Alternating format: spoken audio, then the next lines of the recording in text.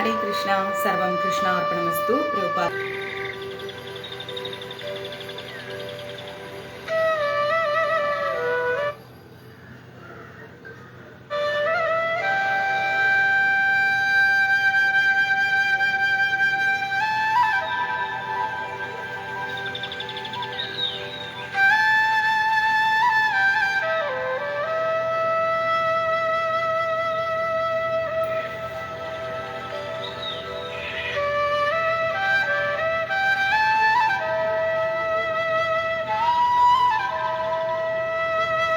രാവിലെ ആയതുകൊണ്ടാണോ എല്ലാവർക്കും വരാനൊരു ഡിലേ? ഞാൻ ഇന്നലെ ഗ്രൂപ്പിൽ മെസ്സേജ് ഇട്ടിരുന്നു, ഇന്ന് രാവിലെ ക്ലാസ് സ്റ്റാർട്ട് ചെയ്യുന്നു.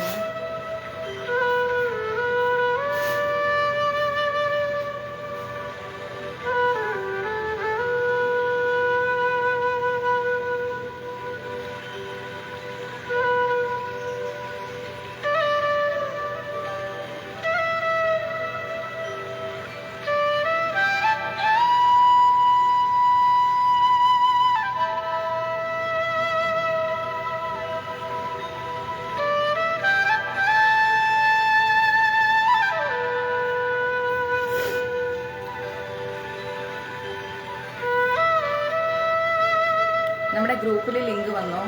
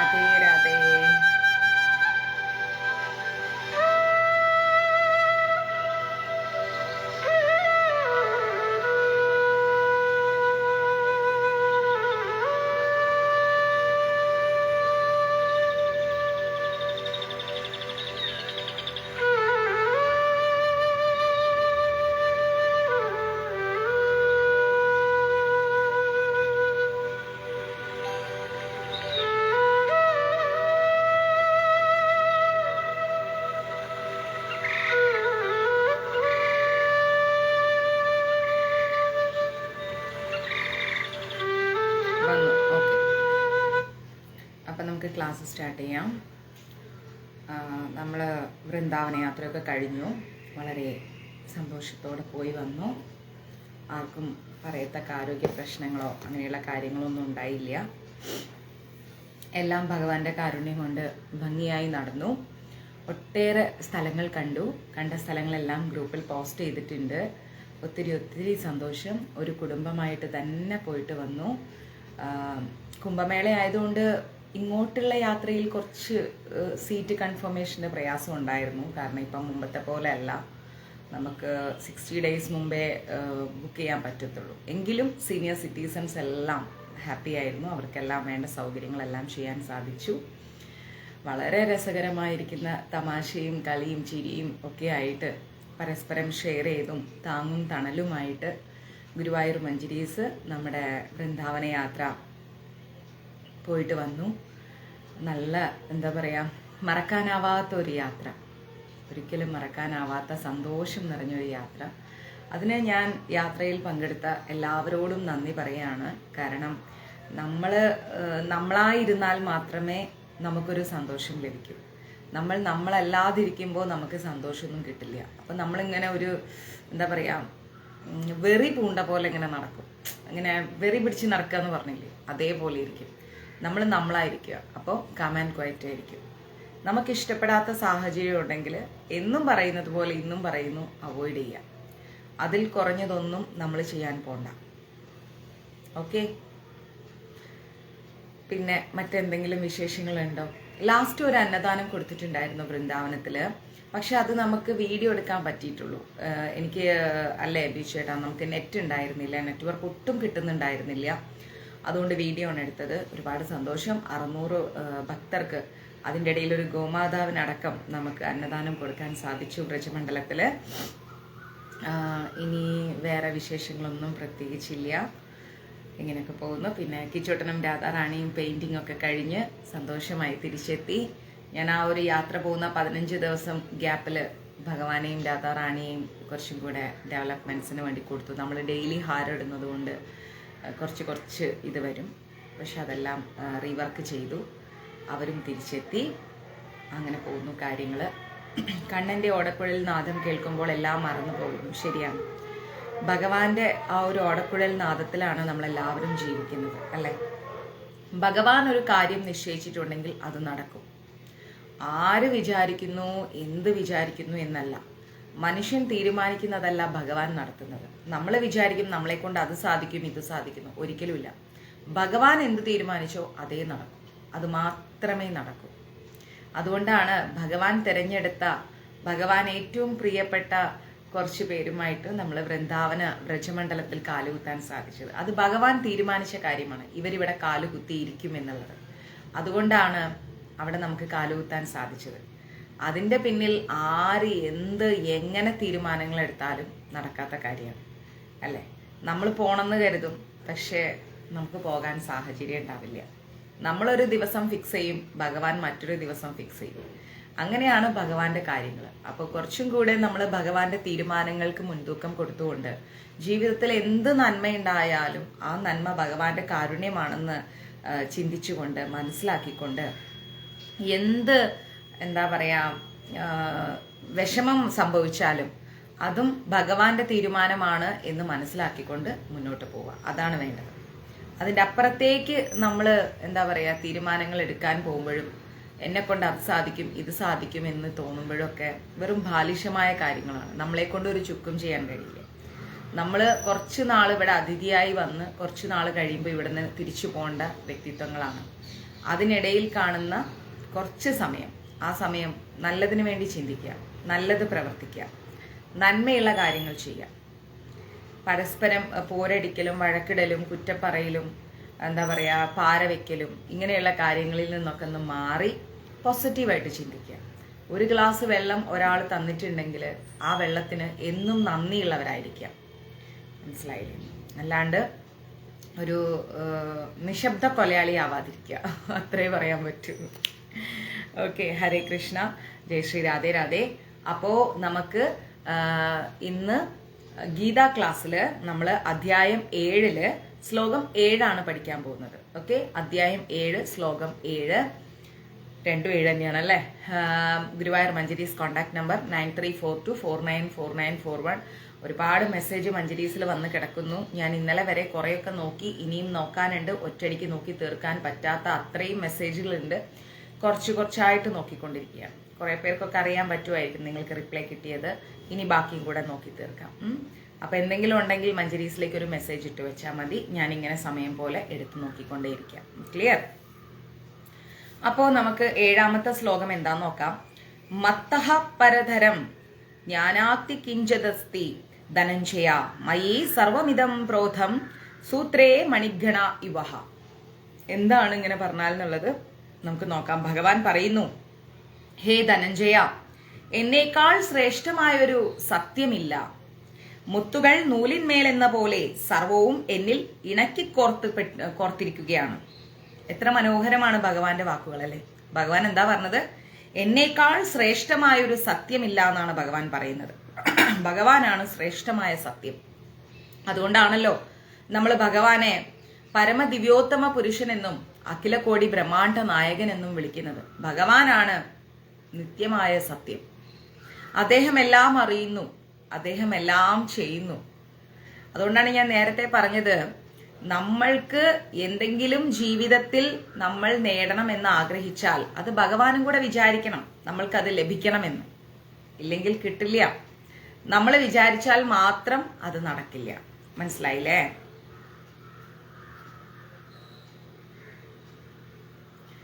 പിന്നെന്താ പറയുന്നത്? പരമനിരപേക്ഷ സത്യം. അതായത് ഭഗവാനെ തന്നെയാണ് നമ്മൾ പറയുന്നത്. വ്യക്തിഗതമോ അവ്യക്തിഗതമോ എന്നത് ഒരു വിവാദ വിഷയമാണ്. എന്നാൽ കുറെ ആളുകൾ പറയും ഭഗവാനുണ്ട്, കുറെ ആളുകൾ പറയും ഭഗവാൻ ഇല്ല. ചില ആൾക്കാർ എന്താ പറയാന്നറിയോ, നിങ്ങൾ 24 മണിക്കൂറും ഭഗവാനെ വിളിച്ചിങ്ങനെ നടക്കുന്നുണ്ട്, പക്ഷെ എന്താ കാര്യം? അതുകൊണ്ട് എന്ത് നേട്ടമാ ഉള്ളത്? ഭഗവാനുണ്ടെന്നും പറഞ്ഞ് നിങ്ങൾ കുറെ ജപിക്കുന്നു, വായിക്കുന്നു, പൂജ ചെയ്യുന്നു, അമ്പലങ്ങളിൽ ഓടുന്നു, നിവേദ്യങ്ങൾ കൊടുക്കുന്നു, ഒത്തിരി കാര്യങ്ങൾ ചെയ്യുന്നു. എന്നിട്ട് നിങ്ങൾക്ക് എന്ത് നന്മയുണ്ടായി? ദുഃഖങ്ങൾ മാത്രമേ ഉള്ളൂ. അപ്പൊ നിങ്ങളുടെ ഭഗവാൻ എവിടെ പോയി എന്നൊരു ചോദ്യം ചോദിക്കുന്നുണ്ട്. കുറെ പേരെന്താ ചെയ്യുന്നത്? എന്റെ ജീവിതത്തിൽ എന്ത് സംഭവിച്ചാലും അത് ഭഗവാൻ അറിഞ്ഞുകൊണ്ട് സംഭവിക്കുന്നതാണ്.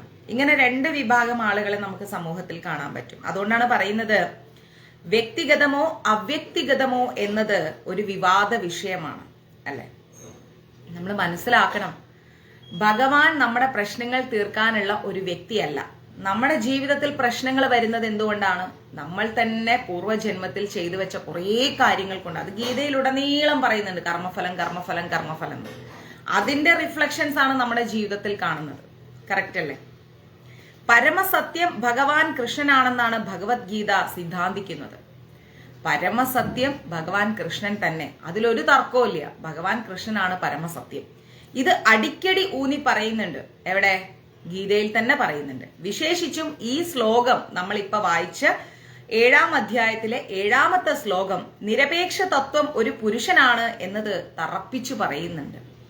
അപ്പോ ഭഗവാൻ തന്നെയാണ് നമുക്കൊരിക്കലും മറിച്ച് ചിന്തിക്കാത്ത രീതിയിലുള്ള അടിയുറച്ച സത്യം എന്നുള്ളത് നമ്മൾ ഉറപ്പിക്കണം. ഭഗവാൻ കൃഷ്ണൻ സാക്ഷാൽ ഗുരുവായൂരപ്പന്റെ അനുഗ്രഹം നമ്മുടെ ജീവിതത്തിൽ ഇല്ല എങ്കിൽ പിന്നെ നമ്മൾ എവിടെ ഓടിയിട്ടും കാര്യമില്ല, നമ്മൾ എന്ത് ചെയ്തിട്ടും കാര്യമില്ല, നമ്മൾ എങ്ങോട്ട് പോയിട്ടും കാര്യമില്ല. ഭഗവാൻ കൃഷ്ണന്റെ അനുഗ്രഹം ജീവിതത്തിൽ ഉണ്ടെങ്കിലേ നമുക്കൊരു കാലെടുത്ത് മുന്നോട്ട് വെക്കാൻ പറ്റും. പരമ നിരപേക്ഷ തത്വം പരമ ദിവ്യോത്തമ പുരുഷനാണെന്നത് ബ്രഹ്മസംഹിതയിലും തറപ്പിച്ചു പറയുന്നുണ്ട്. ഏത് ഗ്രന്ഥങ്ങൾ എടുത്താലും ഏത് ശ്ലോകങ്ങൾ എടുത്താലും എന്തെടുത്താലും പരമനിരപേക്ഷ സത്യം എന്നത് ഭഗവാൻ തന്നെ. അതിലൊരു മാറ്റവും ഇല്ല. ഏത് ഗ്രന്ഥത്തിൽ പോയാലും അത് ഭഗവാൻ തന്നെ.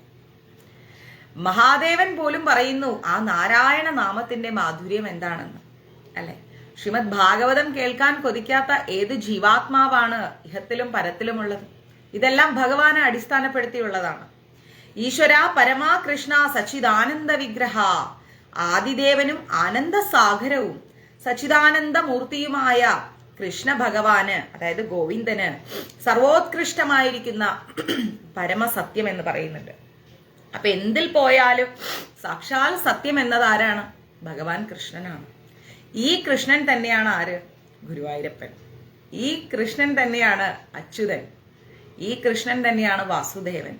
നമ്മൾ ഏത് പേര് ചൊല്ലി വിളിച്ചാലും അത് ഈ കൃഷ്ണൻ തന്നെ. അപ്പൊ ആ കൃഷ്ണനാണ് എന്ത്? പരമ നിരപേക്ഷ സത്യം എന്നത്. അതിലൊരു തർക്കവും ഇല്ല. പിന്നെന്താ പറയുന്നത്? ഈ ആധികാരിക ഗ്രന്ഥങ്ങൾ സംശയത്തിന് ഇട നൽകാത്ത വിധത്തിൽ സർവകാരണകാരമായിരിക്കുന്ന പരമപുരുഷനാണ് നിരപേക്ഷ സത്യം എന്നുള്ളത് തറപ്പിച്ചു പറയുന്നുണ്ട്. ഏത് ആധികാരിക ഗ്രന്ഥങ്ങൾ എടുത്താലും ശരി, അവിടെ കൃഷ്ണനാണ് അടിസ്ഥാനം. കൃഷ്ണനിൽ നിന്ന് മാറിക്കൊണ്ട് ഒന്നും തന്നെ ഇല്ല. എന്നാൽ അവ്യക്തിഗതവാദികൾ ശ്വേതാശ്വതരോപനിഷത്തിലെ വേദസൂക്തത്തെ മുൻനിർത്തിക്കൊണ്ട് വാദം തുടരുകയാണ്. അവരെന്താ പറയുന്നത്? തഥോ യദുത്തരത്തരം തദ രൂപനാമയം യ ഏതത് വിദൂരമൃതാസ്തേ ഭവന്തി അതേതരേ ദുഃഖമേവാപിയന്തി എന്നാണ് അവർ പറയുന്നത്. ഭൗതിക ലോകത്തിൽ പ്രപഞ്ചത്തിലെ ആദ്യത്തെ ജീവാത്മാവെന്ന നിലയിൽ ബ്രഹ്മാവ് ദേവന്മാരിലും മനുഷ്യരിലും മൃഗങ്ങളിലും വെച്ച് ശ്രേഷ്ഠനാകുന്നു. എന്നാൽ ഈ ബ്രഹ്മാവിനെ ആരാണ് ജനിപ്പിച്ചത്? അത് നമ്മൾ ആലോചിക്കണം. ബ്രഹ്മാവ് ഒരു സ്വയംഭൂവല്ല, അല്ലെ? ബ്രഹ്മദേവനും ആരെയോ വണങ്ങുന്നുണ്ട്. അപ്പൊ ഈ ബ്രഹ്മദേവൻ ആരെയോ വണങ്ങുന്നെങ്കിൽ അതാരെ എന്നാണ് നമ്മൾ ചിന്തിക്കേണ്ടത്. ആലോചിച്ച് നോക്കണം. എന്നാൽ ബ്രഹ്മാവിന് ഉപരി അത്രേ അതീന്ദ്രിയ സത്യം. അതാണ് നമ്മളിപ്പോ പറഞ്ഞത്. ഭൗതിക ലോകത്തിൽ മനുഷ്യരെയും ജീവാത്മാക്കളെയും എല്ലാം സൃഷ്ടിച്ചത് ബ്രഹ്മാവാണെങ്കിൽ ബ്രഹ്മദേവൻ ആരെ വണങ്ങുന്നു? അത് നമ്മൾ ആലോചിക്കുക.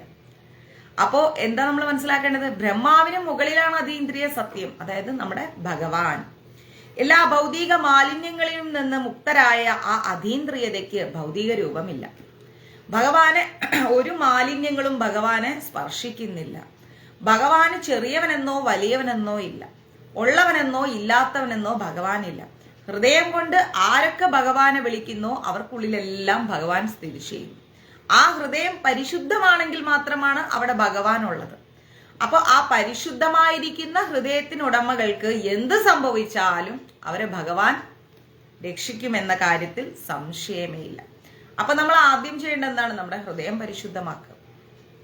ഹൃദയത്തിൽ ഭഗവാന് സ്ഥാനം കൊടുത്താൽ നമ്മളെ തോൽപ്പിക്കാൻ ആര് വിചാരിച്ചാലും നമ്മൾ തോൽക്കില്ല, അതിലൊരു സംശയമില്ല. ഈ കോടാനുകോടി ജനങ്ങൾ അണിനിരുന്നാലും ഭഗവാൻ ഒരാളെ വിചാരിക്കുകയാണ്, ആശാ സോമകുമാരി ജയിക്കണമെന്ന് വിചാരിച്ചാൽ അവര് ജയിക്കുക തന്നെ ചെയ്യും. അതിനെ ആരെതിർത്താലും അവർ ജയിക്കും, സംശയമില്ലാത്ത കാര്യമാണ്. മനസ്സിലായില്ലേ? അപ്പൊ നമ്മൾ എന്താ ചെയ്യേണ്ടത്? ഭഗവാന് അടിയറവ് പറയാം. ഭഗവാന്റെ പാതാര വിന്ദങ്ങളിൽ നമ്മൾ സർവവും സമർപ്പിക്കുക. ദുഃഖങ്ങളാവട്ടെ, ആകുലതകളാവട്ടെ, വിഷമങ്ങളാവട്ടെ, ആഗ്രഹങ്ങളാവട്ടെ, എന്തുമാവട്ടെ. കാരണം നമ്മൾ ആരും ഗോസ്വാമിമാരല്ല, സാധാ മനുഷ്യരാണ്. മനുഷ്യരായ നമ്മൾക്ക് എല്ലാ വികാര വിചാരങ്ങളും ഉണ്ടാവും. അപ്പൊ നമ്മൾ എന്ത് വേണം? ആ വികാര വിചാരങ്ങളെ എല്ലാം ഭഗവാന്റെ പാദങ്ങളിൽ സമർപ്പിക്കുക. ഭഗവാനോട് ചോദിക്കുക, അങ്ങ് കാണിച്ചു നൽകുക നല്ല വഴി ഏതെന്ന്. ശരിയായ വഴിയിലൂടെ എനിക്ക് നടക്കണമെങ്കിൽ അങ്ങയുടെ അനുഗ്രഹം കൂടിയേ തീരൂ. എന്റെ തീരുമാനങ്ങൾക്കും അതീതമാണ് അങ്ങ് കാണിച്ചു നൽകുന്ന നന്മ നിറഞ്ഞ വഴികൾ എന്ന് മനസ്സിലാക്കുക. ആ വഴിയിലൂടെ നമ്മൾ യാത്ര ചെയ്യുമ്പോൾ നമ്മുടെ പൂന്താനം തിരുമേനിയുടെ മുമ്പിൽ കൊള്ളക്കാര് വന്ന് വീണപ്പം മങ്ങാട്ടച്ഛൻ വന്ന് രക്ഷിച്ചതുപോലെ സംശയമില്ല ഭഗവാൻ നമ്മളെ കൈപിടിച്ചുയർത്തും. ആര് വേണമെങ്കിലും എതിർത്ത് നിന്നോട്ടെ, എത്ര വേണമെങ്കിലും നമ്മളോട് പോരാടിക്കോട്ടെ, ഭഗവാൻ എന്ന് പറയുന്ന ഒരു പരമസത്യം നമ്മുടെ കൂടെ ഉണ്ടെങ്കിൽ പിന്നെ നമ്മൾക്ക് ഒന്നിനെക്കുറിച്ചും ചിന്തിക്കേണ്ട ആവശ്യമില്ല. അതിനെക്കുറിച്ച് അറിയുന്നവരും ഇന്ദ്രിയാധീതരാകുന്നു. ഭഗവാനെ കുറിച്ച് അറിയുന്നവർക്ക് ഒരിക്കലും ഇന്ദ്രിയ സുഖങ്ങൾ തേടി പോകേണ്ടി വരില്ല. പക്ഷേ നമ്മളൊക്കെ കലിയുഗത്തിലാണ് ജീവിക്കുന്നത്. കലിയുഗത്തിലെ മനുഷ്യർക്കൊരു പ്രശ്നമുണ്ട്. അവർക്ക് എപ്പോഴും സംശയമായിരിക്കും, ഇതാണോ ശരി, അതാണോ ശരി, ഇതാണോ ശരി, എന്തുകൊണ്ട്, എങ്ങനെ, എന്തിന്, ഏതിന്. അവരെപ്പോഴും മായയിൽ വീണുപോകും, എപ്പോഴും വീണുപോകും. ഭഗവാനോട് ബന്ധപ്പെട്ട അതീന്ദ്രിയമായിരിക്കുന്ന കാര്യങ്ങൾ കാണാനും അറിയാനും ഭഗവാൻ തെരഞ്ഞെടുത്തവർക്കേ സാധിക്കും. ഞങ്ങൾ വൃന്ദാവനത്തിൽ പോയപ്പോൾ നമ്മൾ ടിക്കറ്റ് ബുക്ക് ചെയ്തിരുന്നു റിട്ടേൺ. പക്ഷേ അൺഫോർച്ചുനേറ്റ്ലി 6 പേർക്ക് അത് കൺഫേം ആയുള്ളൂ. സാരമില്ല, ഒരു ദിവസം കൂടെ ഭഗവാന്റെ മണ്ണിൽ നിൽക്കാൻ ഒരു അനുഗ്രഹം കിട്ടി എന്ന് കണക്കിലെടുത്തുകൊണ്ട് ആ 6 പേരെ നാട്ടിലേക്ക് അയച്ചിട്ട് ഞങ്ങൾ വീണ്ടും ആർമാദിക്കാൻ തുടങ്ങി. അടുത്ത ദിവസത്തെ ട്രെയിനിലേക്ക് ഞങ്ങൾക്ക് സീറ്റ് റെഡിയായി. ശരി, ഇന്ന് രാത്രി ഇന്നും കൂടെ നമുക്കിവിടെ വൃന്ദാവനത്തിൽ നിൽക്കാൻ ഭഗവാൻ അവസരം നൽകി എന്ന് കണക്കിലെടുത്തുകൊണ്ട് ബ്രജമണ്ഡലത്തിലെ തെരുവുകളിൽ ഇങ്ങനെ ഞങ്ങൾ നടക്കുകയാണ്. വളരെ മനോഹരമാണ് കേട്ടോ. കാരണം പോയ സമയം അതിമനോഹരമാണ്. വന്നവർക്കറിയാം, നല്ല തണുപ്പും കളിയും ചിരിയും. ആ തണുപ്പിലും ലസ്സി കുടിച്ചു എന്നുള്ളതാണ്. അങ്ങനെ പോണ സമയത്ത് വളരെ യാദൃശികമായിട്ട് ഒരു 5000 വർഷമോ 500 വർഷമോ അതെനിക്ക് കൃത്യമായിട്ട് ഓർമ്മയില്ല, മനസ്സിലായില്ല എന്നുള്ളതാണ്. അത്രയും വർഷം പഴക്കമുള്ള ഒരു ക്ഷേത്രത്തിൽ എത്തിപ്പെടുകയാണ്. അങ്ങനെ എത്തിപ്പെട്ടപ്പോഴാണ് അറിഞ്ഞത് അവിടെ ഒരാളിരുന്ന് ജപിച്ചുകൊണ്ടിരിക്കുക. എൻ്റെ കയ്യിൽ ഫോട്ടോ ഉണ്ട്, ഞാൻ കാണിച്ചുതരാം. അദ്ദേഹം ഇങ്ങനെ ജപിച്ചുകൊണ്ടിരിക്കുമ്പം ഞങ്ങൾ ചെരുപ്പ് കൊണ്ടുപോയി ഒരു സ്ഥലത്തിടാൻ പോയി.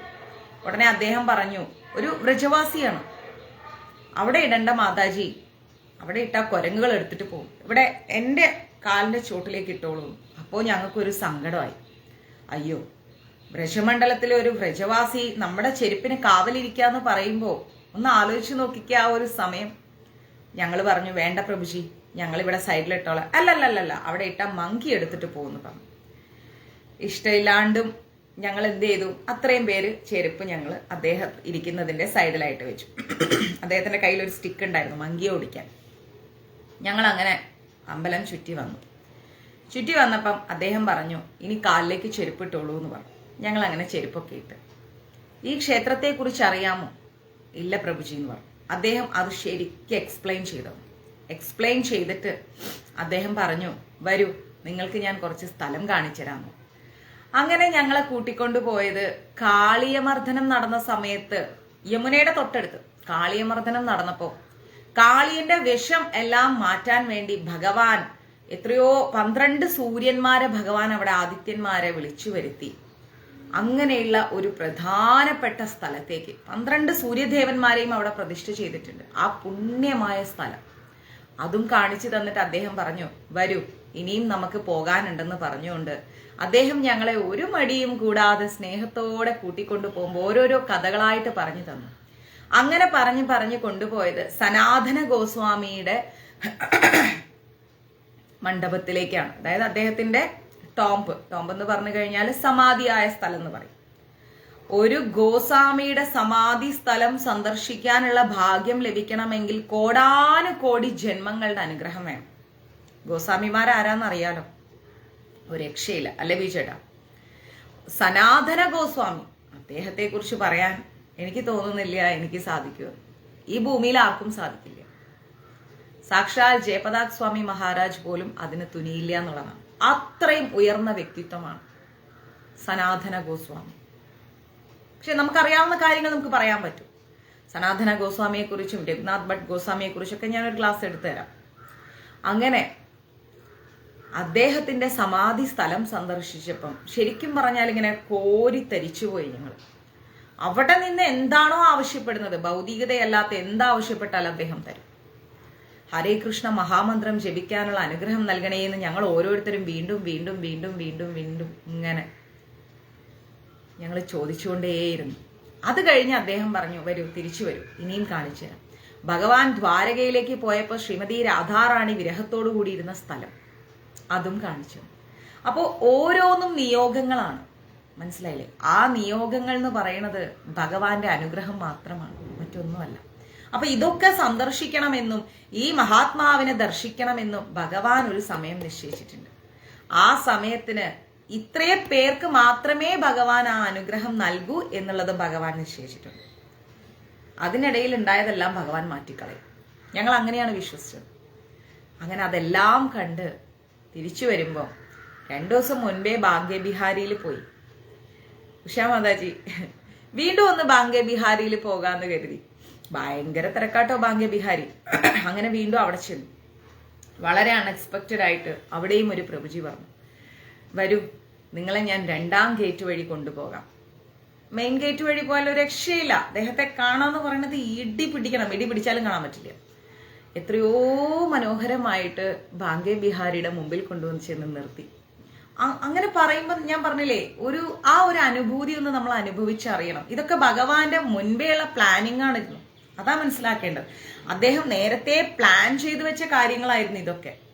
അത്രയും സന്തോഷകരമായിട്ട് നമ്മള് സ്പിരിച്വൽ ആണോ എന്ന് ചോദിച്ചാൽ സ്പിരിച്വല്, എന്നാൽ എന്റർടൈൻമെന്റ് ആണോ എന്ന് ചോദിച്ചാൽ എന്റർടൈൻമെന്റ്. അങ്ങനെ ഒരു യാത്രയിലൂടെയാണ് നമ്മൾ കടന്നുപോയത്. അപ്പോൾ ഓരോ കാര്യങ്ങളും ഭഗവാൻ മുൻകൂട്ടി നിശ്ചയിച്ചു വെച്ചിട്ടുള്ളതാണ്. അതിനെന്തെല്ലാം തടസ്സങ്ങളുണ്ടോ അതെല്ലാം ഭഗവാൻ മാറ്റും. അതുകൊണ്ട് നമ്മൾ എന്താ ചെയ്യേണ്ടത്? സർവം കൃഷ്ണാർപ്പണമസ്തു, അതാണ് ചെയ്യേണ്ടത്. ഒരല്പം ഭഗവാന്റെ കാരുണ്യം ഇല്ല എങ്കിൽ നമുക്കൊരിക്കലും സനാതന ഗോസ്വാമി എന്ന് പറയുന്ന മഹത് വ്യക്തിത്വത്തിന്റെ സമാധി മണ്ഡപം സന്ദർശിക്കാൻ കഴിയില്ല. അതാണ് അതിന്റെ ഏറ്റവും അനുഗ്രഹീതമായ കാര്യം. ഇവിടുന്ന് പോകുന്ന പലരും ബ്രജമണ്ഡലത്തിൽ കാലുകുത്താന്ന് പറഞ്ഞാൽ തന്നെ വലിയ അനുഗ്രഹമാണ്. കൂട്ടത്തിൽ ഇതെന്ന് പറഞ്ഞു കഴിഞ്ഞാൽ അതിലേറെ അനുഗ്രഹമാണ്. അപ്പൊ നമ്മൾ എന്താ വേണ്ടത്? ഒരിക്കലും നമ്മൾ ഒന്നിനെക്കുറിച്ചും ആവലാതിപ്പെടണ്ട. ഭഗവാനുണ്ട്. അദ്ദേഹം നമ്മുടെ ഓരോരോ കാര്യങ്ങളായിട്ട് തീർത്തു തരും. ഓരോ കാര്യങ്ങളായിട്ട് അദ്ദേഹം നമുക്ക് തീർത്തു തരും. നമ്മൾ അതേക്കുറിച്ച് ആലോചിച്ച് ആവലാതിപ്പെട്ട് ദിവസം കളയണ്ട. ഓരോ ദിവസവും അദ്ദേഹം തരുന്ന അനുഗ്രഹമാണ്. അദ്ദേഹത്തിന്റെ വാക്കുകളിലൂടെ, അദ്ദേഹത്തിന്റെ പാതയിലൂടെ, അദ്ദേഹം കാണിച്ചു തരുന്ന വഴികളിലൂടെ പോവുക. ചിലപ്പോൾ അത് നമ്മൾക്ക് കഷ്ടത നിറഞ്ഞതായിരിക്കാം, പക്ഷെ അതിന്റെ ഡെസ്റ്റിനേഷൻ വളരെ സന്തോഷമുള്ളതായിരിക്കാം. അതാ മനസ്സിലാക്കേണ്ടത്. നമ്മൾ വിചാരിക്കും എന്തൊരു ദുരിതമാണ് എൻ്റെ ജീവിതം എന്ന്. പക്ഷെ ആ ദുരിതത്തിലൂടെ പോയി എത്തുന്നതോ ആനന്ദത്തിന്റെ എന്താ പറയാ പരദീസയിലായിരിക്കും, അല്ലെ സ്വർഗത്തിലായിരിക്കും, എങ്ങനെ വേണമെങ്കിലും വൃന്ദാവനത്തിലേക്കായിരിക്കും. പറയാൻ പറ്റില്ല. അപ്പോൾ നമ്മൾ എന്താ ചെയ്യേണ്ടതെന്ന് വെച്ച് കഴിഞ്ഞാല് ഭഗവാനെ അഭയം പ്രാപിക്കുക. അത്രയേ ഉള്ളൂ അതിനൊരു സൊല്യൂഷൻ.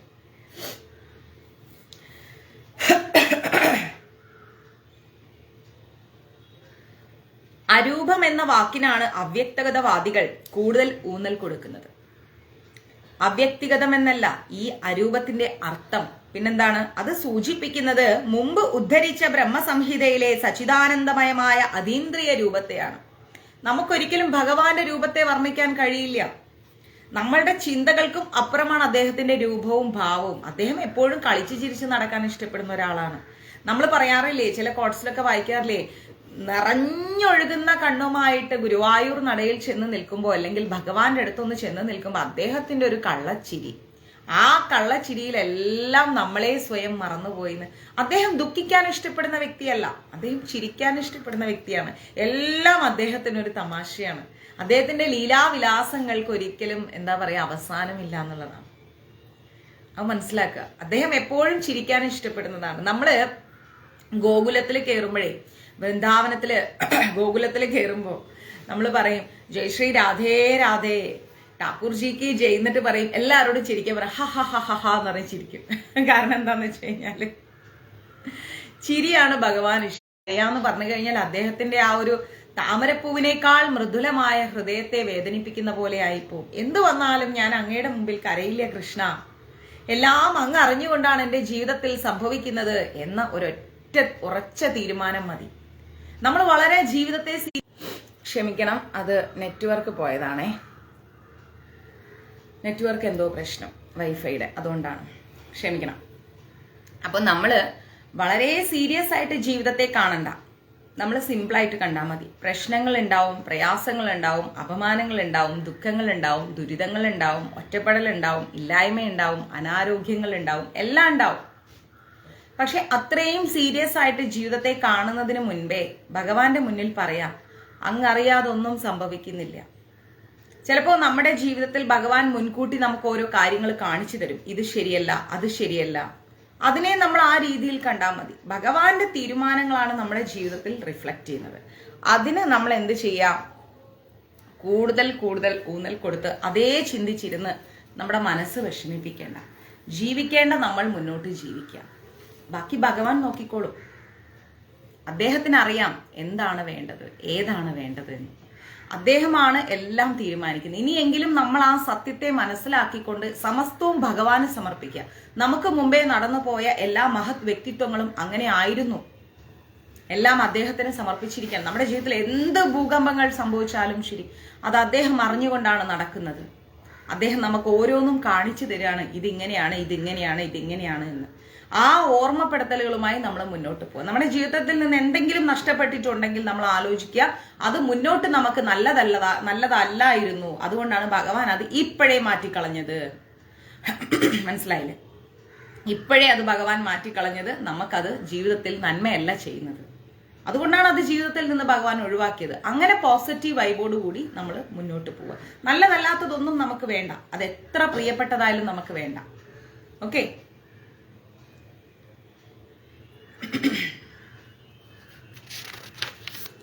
ഇനി എന്താ പറയുന്നതെന്ന് വെച്ച് കഴിഞ്ഞാൽ, അന്ധമായ ഭൗതിക ബോധത്തിന് അധീനനാണ് പരമദിവ്യോത്തമ പുരുഷനെന്ന് നമുക്കറിയാം അല്ലെ. അന്ധമായിരിക്കുന്നതാണ് ഭൗതിക ബോധം. എനിക്ക് അത് വേണം, എനിക്ക് ഇത് വേണം, എനിക്ക് അങ്ങനെ വേണം, ഞാൻ ഇങ്ങനെയാണ്, ഞാൻ അതാണ്, ഇതാണ്. നമ്മൾ നമ്മളെക്കുറിച്ച് ഒരാളെയും ബോധിപ്പിക്കേണ്ട ആവശ്യമില്ല. ആ ആളും ഭഗവാന് അധീനനാണ്, നമ്മളും ഭഗവാന് അധീനനാണ്. നമ്മൾക്ക് ഒരാളുടെ സർട്ടിഫിക്കറ്റ് ഉണ്ടെങ്കിൽ അല്ല ജീവിക്കാൻ പറ്റുക. നമ്മൾ നമ്മളായി ജീവിച്ചാൽ മതി. നമുക്ക് എന്താണോ ഇഷ്ടം അത് ചെയ്യാം. അത് ആരെയും ബോധിപ്പിക്കേണ്ട ആവശ്യമില്ല. നമ്മൾക്ക് എന്താണോ ശരി, ആ ശരിയിലൂടെ നമ്മൾ ജീവിച്ചു പോവുക. അത് ആരും ബോധ്യപ്പെടുത്തണ്ട. ഈ ബോധ്യപ്പെടുത്തുന്ന വ്യക്തികൾ ആരും നമുക്ക് തിന്നാൻ കൊണ്ട തരില്ല. നമ്മളൊന്ന് വയ്യാണ്ട് കിടന്നാൽ ഈ പറയുന്ന ആളുകൾ ആരും നമ്മളെ സംരക്ഷിക്കാനും വരില്ല. നമ്മുടെ ശരികൾ എന്തോ ആ ശരികളിലൂടെ മുന്നോട്ട് പോവുക. ഭഗവാന്റെ മുന്നിൽ നമ്മളെല്ലാം അടിയറവ് പറയാം. ഭഗവാൻ അറിയാം നമ്മുടെ ജീവിതത്തിൽ എന്ത് സംഭവിക്കുമെന്ന് അദ്ദേഹത്തിന് അറിയാം. അതുകൊണ്ട് നമ്മൾ മനസ്സിലാക്കുക, അന്ധമായിരിക്കുന്ന ഭൗതിക ബോധത്തിനും അധീനനാണ്. മനസ്സിലായില്ലേ?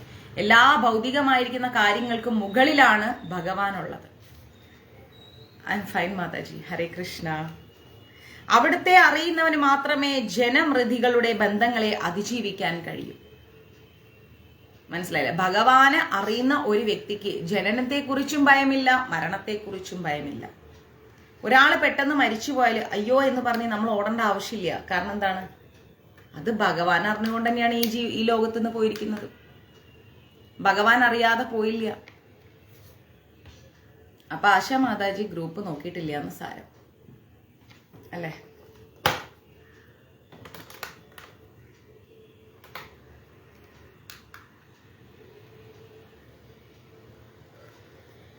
ഒരാൾ മരിച്ചു പോയി കഴിഞ്ഞാൽ ഉടനെ നമ്മൾ എന്താ പറയുക, അയ്യോ എൻ്റെ പ്രിയപ്പെട്ട ആൾ മരിച്ചുപോയി, ജീവിതം ഇവിടെ അവസാനിച്ച് എന്ന് പറഞ്ഞിട്ട് അയാളും മരിക്കുന്നുണ്ടോ? ഇല്ല, അവർ ജീവിക്കുന്നുണ്ട് എങ്ങനെയെങ്കിലും. അപ്പൊ ഭഗവാനെ അറിഞ്ഞു കഴിഞ്ഞാൽ നമുക്കൊരിക്കലും എന്തല്ല, മരണത്തെക്കുറിച്ചും ഭയമില്ല, ജീവിതത്തെക്കുറിച്ചും ഭയമില്ല. അദ്ദേഹം അറിഞ്ഞുകൊണ്ടാണ് എല്ലാം സംഭവിക്കുന്നത്. അദ്ദേഹം അറിയാതെ ഒന്നും സംഭവിക്കുന്നില്ല. എല്ലാ കാലവും നമ്മുടെ കൂടെ ഉണ്ടാവും എന്ന് കരുതുന്ന വ്യക്തികൾ പോലും ജീവിതത്തിന്റെ പകുതിയിൽ ചിലപ്പോൾ മരണത്തിന് കീഴടങ്ങാം.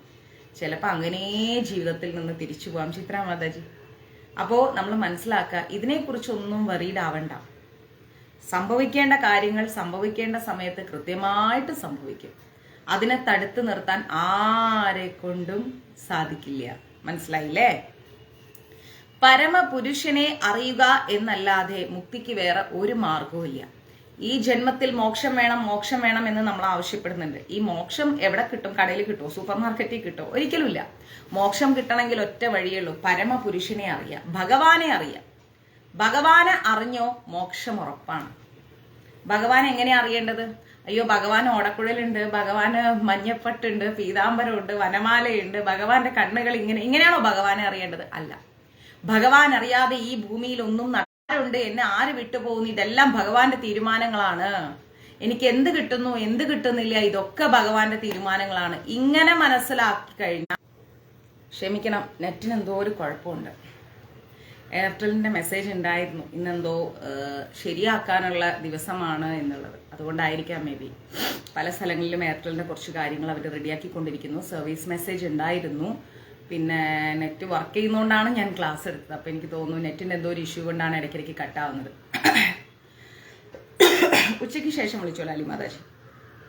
അപ്പോൾ മുക്തിക്ക് നമുക്ക് വേറെ മാർഗമൊന്നുമില്ല, ഭഗവാനെ അറിയുക എന്ന് മാത്രമേ ഉള്ളൂ. സാരല്ലേ അശമതാജി. അത്യുന്നതനാകയാൽ, അതായത് എല്ലാത്തിനും മുകളിലായതുകൊണ്ട് ആ പരമപുരുഷനേക്കാൾ ശ്രേഷ്ഠമായ മറ്റൊരു സത്യമില്ല. അണുവിനേക്കാൾ അണുവും ബൃഹത്തിനേക്കാൾ ബൃഹത്തുമാണ് അദ്ദേഹം. മനസ്സിലായില്ലേ? ചെറുതിനേക്കാൾ ചെറുതുമാണ്, വലുതിനേക്കാൾ വലുതുമാണ് ഭഗവാൻ. ഒരു മഹാവൃക്ഷത്തെ പോലെ നിശബ്ദവും ആധ്യാത്മിക വ്യോമത്തെ പ്രകാശമാനമാക്കിക്കൊണ്ട് ആദി പുരുഷൻ നിലകൊള്ളുകയാണ്. നിശബ്ദതയിൽ അങ്ങ് നിശബ്ദമായിരിക്കുകയാണ്. മനസ്സിലായില്ലേ? സൈലൻസ് എന്ന് പറഞ്ഞാൽ ഏറ്റവും ചെറിയ സൈലൻസ് ആണ്. വയലൻസ് എന്ന് പറഞ്ഞാൽ ഏറ്റവും വലിയ വയലൻസ് ആണ്. ഇതാണ് ഭഗവാൻ. ഭഗവാൻ ഓടക്കുഴലും എടുക്കാൻ അറിയാം, സുദർശനവും എടുക്കാൻ അറിയാം. അപ്പൊ നമ്മൾ തീരുമാനിക്കുക ഭഗവാനെ കൊണ്ട് എന്ത് എടുപ്പിക്കണം എന്നുള്ളത്. അപ്പൊ ഭഗവാനാണ് ദ ടോപ്പസ്റ്റ്. അതിനേക്കാൾ മുകളിൽ ആരുമില്ല. ദൈവത്തെക്കാൾ മുകളിലാണെന്ന് ചിന്തിച്ചു കഴിഞ്ഞാൽ പിന്നെ ഒന്നും നടക്കില്ല. അപ്പൊ നമ്മൾ ഒറ്റ കാര്യം മനസ്സിലാക്കുക, ഞാൻ എന്നെ കൊണ്ട് എനിക്ക് എൻ്റെ ആ ഭാവം അങ്ങോട്ട് മാറ്റിവെക്കാം. ഒന്നും നടക്കാൻ പോണില്ല.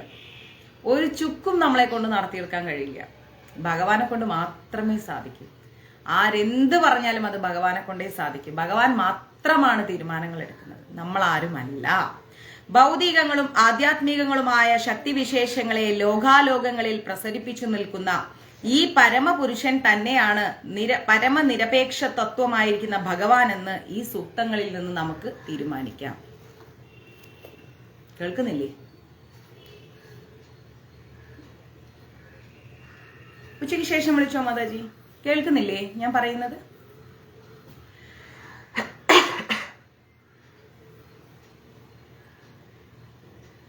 കേൾക്കുന്നുണ്ടോ ഇല്ലേ? കമന്റ് ഇടൂ.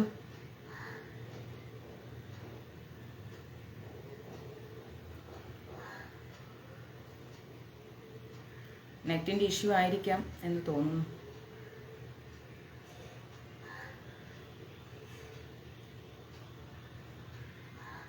കേൾക്കാം. ഓക്കെ. അപ്പോ പരമമായിരിക്കുന്ന സത്യം ആരാന്നുള്ളതാണ് നമ്മൾ പഠിച്ചത്. ഇപ്പം ഭഗവാനാണെന്നുള്ളതാണ് നമ്മൾ പഠിച്ചിരിക്കുന്നത്. ഇനി ഒരു ചെറിയൊരു സംഭവം ശ്രദ്ധിച്ച് കേൾക്കണം കേട്ടോ. വളരെ ഇമ്പോർട്ടൻ്റ് ആയിട്ടുള്ള കാര്യമാണ്.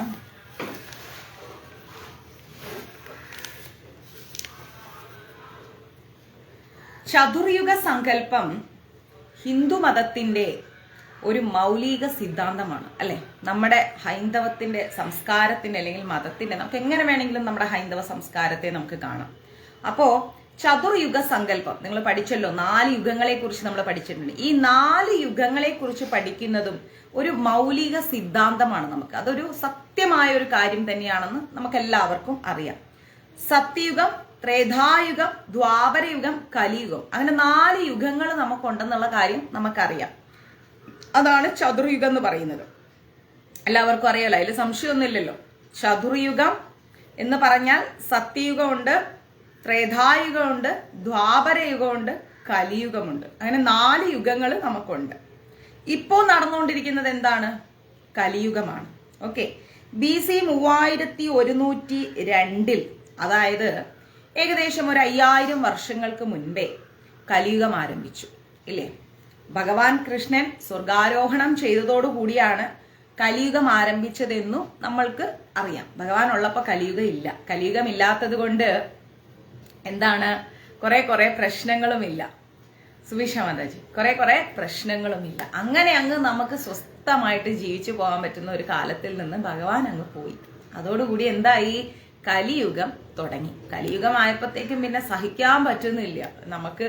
ഇന്നൊന്നും ഫേസ്ബുക്ക് തുറക്കാന്ന് പറയണത് ഇഷ്ടമില്ലാത്ത കാര്യമായി മാറി. കാരണം എന്താ? ഒന്നെങ്കിൽ തുണി അഴിച്ച കുറേ റീൽസ്, അല്ലെങ്കിൽ അടിച്ചു കൊന്നതും മുക്കിക്കൊന്നതും തല്ലിക്കൊന്നതും ഇതൊക്കെ തന്നെ കാണാനുള്ളൂ. അപ്പൊ ഇങ്ങനെ കുറെ സംഭവങ്ങളായി കലിയുഗത്തില്. എല്ലാം എന്താ പറയാ, സാധാരണമായിട്ട് നമ്മൾ കണ്ടു പോവാണ്. ഒന്നും നമ്മളിൽ ഒരു ഞെട്ടലുണ്ടാക്കുന്നില്ല. ആദ്യം ഒന്ന് അയ്യോ എന്ന് പറഞ്ഞാൽ പിന്നീട് അത് മറന്നു പോവാണ്. ആ ഒരു അവസ്ഥയിലേക്ക് കലിയുഗം എത്തിപ്പെട്ടു അല്ലെ. അപ്പോ ധർമാധർമ്മങ്ങൾ തമ്മിലുള്ള പോരാട്ടമാണ്. ധർമ്മവും അധർമ്മവും തമ്മിൽ ഭയങ്കര പോരാട്ടം നടക്കുകയാണ് കലിയുഗത്തില്. ആത്യന്തികമായിട്ട് ധർമ്മമാണ് വിജയിക്കുക. എന്തൊക്കെ പറഞ്ഞാലും ശരി, എങ്ങനെയൊക്കെ പറഞ്ഞാലും ശരി, അവസാനം വിജയിക്കുന്നത് എന്താണ്? കലിയുഗം തന്നെയാണ്. അല്ല സോറി, ക്ഷമിക്കണം, ധർമ്മം തന്നെയാണ് വിജയിക്കുക കലിയുഗത്തില് അല്ലെ. ധർമ്മമല്ലാതെ മറ്റൊന്നും വിജയിക്കില്ല. അത് ഒരു യുഗത്തിലും വിജയിക്കില്ല കേട്ടോ. ഇതിഹാസ പുരാണങ്ങളിൽ തന്നെ പ്രത്യേകിച്ചു പറയുന്ന ഒരു കാര്യമുണ്ട്. എന്താണ്? യഥോ ധർമ്മ തഥോ ജയ. എവിടെ ധർമ്മമുണ്ടോ അവിടെ ജയമുണ്ട് എന്നുള്ളത്.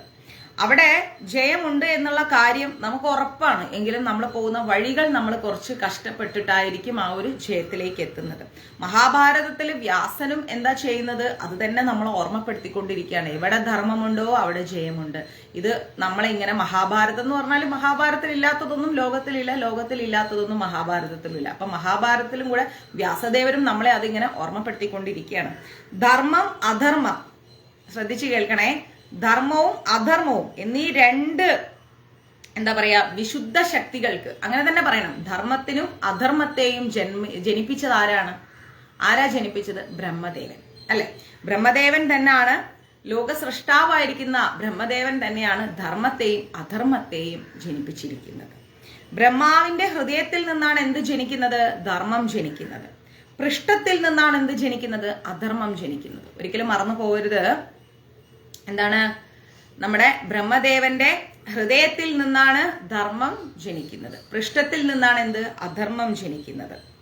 ധർമാധർമ്മങ്ങളെ സംബന്ധിച്ചിട്ടുള്ള ഈ ഒരു പരാമർശം അല്ലെങ്കിൽ ഈ ഒരു ചിന്ത മനഃശാസ്ത്രപരമായിരിക്കുന്ന ഒരു കാരണം തന്നെയാണ്. നമുക്ക് മനസ്സിലാക്കണം നമ്മൾ ധർമ്മം എന്താണ്, അധർമ്മം എന്താണ്. ബ്രഹ്മാവ് എന്നാണ് ഇവിടെ പറഞ്ഞിരിക്കുന്നത് അല്ലെ. അതായത് പ്രപഞ്ചത്തിന്റെ മനസ്സ്, പ്രപഞ്ചത്തെ സൃഷ്ടിച്ചിരിക്കുന്ന പ്രപഞ്ചത്തിന്റെ മനസ്സ്, അതാണ് ബ്രഹ്മദേവനായിട്ട് നമ്മൾ വെച്ചിരിക്കുന്നത്.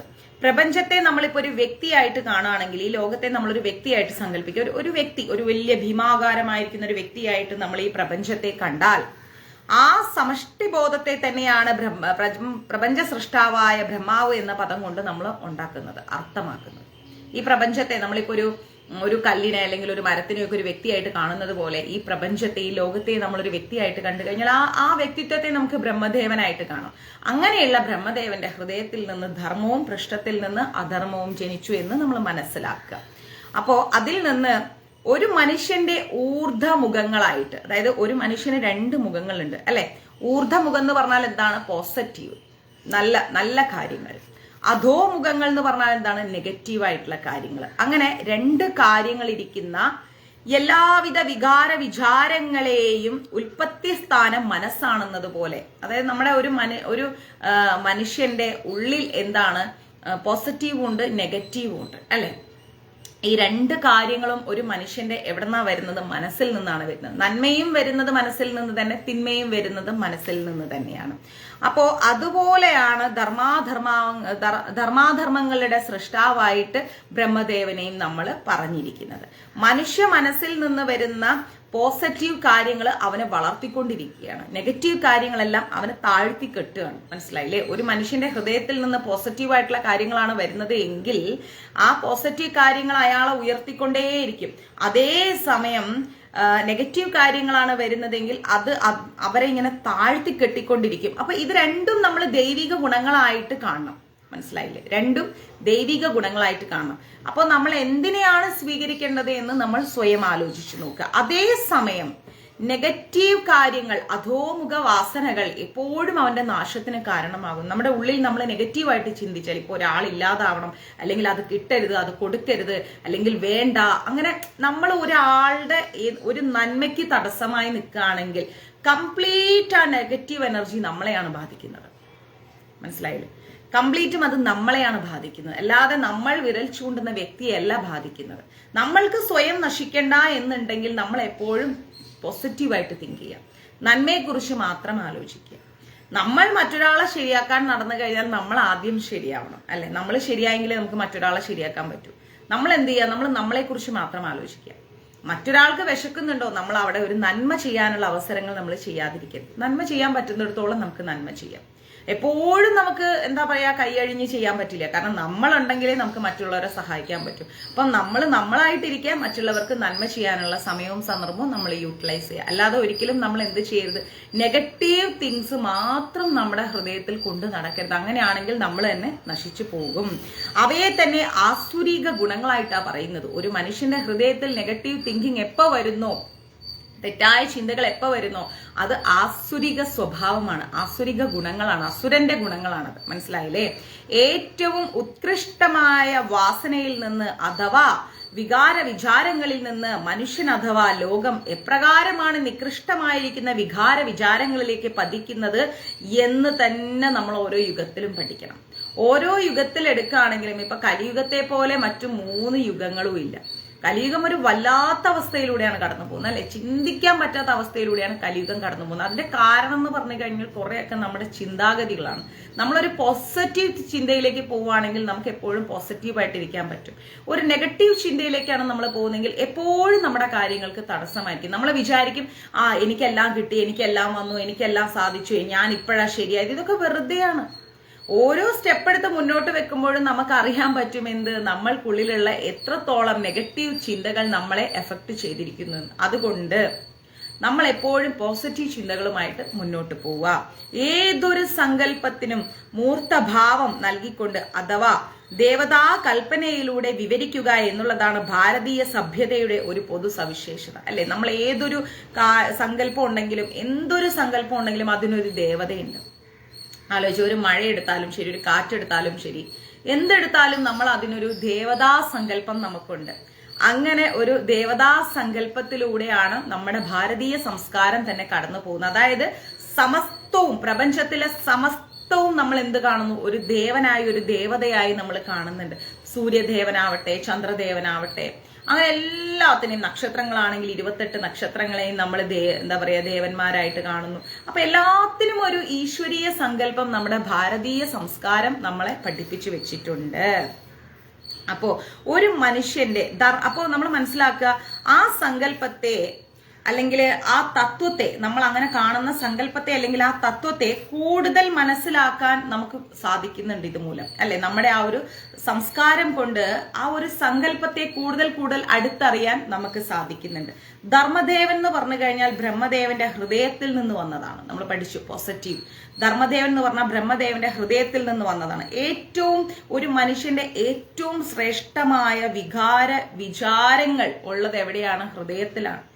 ഒരു മനുഷ്യന്റെ ഏറ്റവും ശ്രേഷ്ഠത നിറഞ്ഞ കാര്യങ്ങൾ അവന്റെ ഹൃദയത്തിൽ നിന്നാണ് ഉടലെടുക്കുന്നത്. അതുകൊണ്ട് തന്നെയാണ് ധർമ്മദേവൻ ബ്രഹ്മദേവന്റെ ഹൃദയത്തിൽ നിന്ന് ഉദ്ഭവിച്ചു എന്ന് നമ്മൾ മനസ്സിലാക്കേണ്ടത്. ഓക്കെ, ധർമ്മദേവൻ ബ്രഹ്മദേവന്റെ ഹൃദയത്തിൽ നിന്ന് ഉത്ഭവിക്കാൻ കാരണം ഒരു മനുഷ്യന്റെ ഏറ്റവും ശ്രേഷ്ഠമായ നന്മ നിറഞ്ഞ കാര്യങ്ങൾ ബ്രഹ്മദേവന്റെ ഹൃദയത്തിൽ നിന്നാണ് ഉണ്ടായത് ധർമ്മദേവൻ. കാരണം ഏറ്റവും നന്മയുള്ളത് നമ്മുടെ ഹൃദയത്തിലാണ്. ഹൃദയം നന്മയുള്ളതായിട്ട് നമ്മൾ സൂക്ഷിക്കുക. ധർമ്മന്റെ തേജസ്സികളായ 3 പുത്രന്മാർ, ധർമ്മദേവന് 3 മക്കളുണ്ട്. 3 മക്കളെ കുറിച്ച് മഹാഭാരതത്തിൽ പറഞ്ഞു തന്നിട്ടുണ്ട്. ആരൊക്കെയാണ് ധർമ്മദേവന്റെ 3 മക്കള്? ആർക്കെങ്കിലും പറയാൻ പറ്റും? ഒരാളുടെ പേരെങ്കിലും പറയൂ. നോക്കട്ടെ ആരൊക്കെ മഹാഭാരതം കൃത്യമായി കേട്ടിട്ടുണ്ടെന്ന്. ക്ഷമിക്കൂട്ട, ബിന്ദമ്മ കാല് ചുരുക്കിയിരുന്നു, അത് നെറ്റ് കട്ടായി പോകുന്നത്. പറയൂ, ധർമ്മദേവന്റെ 3 മക്കൾ ആരാണ്? അയ്യോ, മഹാഭാരതം മുഴുവൻ 3/4 ഭാഗം തീരാറായി, എന്നിട്ടും ധർമ്മദേവന്റെ 3 മക്കള്. ശരി, ഓക്കെ, വിടും. ശമൻ, കാമൻ, ഹർഷൻ, ഇതാണ് ധർമ്മദേവന്റെ 3 മക്കള്. ശമൻ, കാമൻ, ഹർഷൻ. മറന്നുപോയോ? ശമൻ, കാമൻ, ഹർഷൻ, ഇതാണ് ധർമ്മദേവന്റെ 3 മക്കള് അല്ലെ? മഹാഭാരതത്തില് നമ്മളത് പഠിച്ചിട്ടുണ്ട്. അതിനു പുറമെ ധർമ്മദേവന് ദക്ഷ പ്രജാപതിയുടെ 13 കന്യകമാരിലും സന്തതികൾ ജനിച്ചിട്ടുണ്ട്. ധർമ്മദേവന് ദക്ഷ പ്രജാപതിയുടെ 13 കന്യകമാരുണ്ട്. 13 കന്യകമാരിൽ സന്തതികൾ ജനിച്ചിട്ടുണ്ട്. ഓക്കെ, അവരുടെ പേരറിയാവോ? ശ്രദ്ധ, മൈത്രി, ശാന്തി, ദയ, പുഷ്ടി, തുഷ്ടി, ക്രിയ, ഉന്നതി, ബുദ്ധി, മേധ, തിദിക്ഷ, ഹ്രീ, മൂർത്തി. ഇതാണ് ആ കുട്ടികൾ. എഴുതിയെടുക്കണോ ആർക്കെങ്കിലും? എങ്കിൽ ഞാൻ ഒറ്റയ്ക്കായിട്ട് പറഞ്ഞുതരാം. എഴുതിയെടുക്കണോ ആർക്കെങ്കിലും? വേണമെന്നാണെങ്കിൽ പറയൂ. ഞാൻ പതുക്കെ പറഞ്ഞുതരാം, അപ്പൊ എഴുതിയെടുക്കാൻ പറ്റും. എഴുതിയെടുക്കണം എന്നുള്ളവരുണ്ടെങ്കിൽ വേണം എന്ന് മെസ്സേജ് ഇടും, എന്നിട്ട് വെയിറ്റ് ചെയ്യാം നമുക്ക്.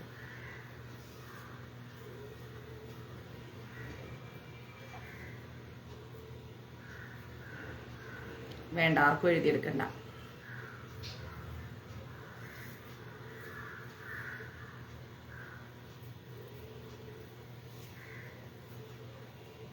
എഴുതിയെടുക്കണ്ട. ലൈവ് കഴിഞ്ഞിട്ട് പിന്നെ വേണം എന്ന് പറഞ്ഞ് മെസ്സേജ് ഇട്ടാൽ നമ്മൾ അറിയില്ലല്ലോ. എഴുതിയെടുക്കണ്ട.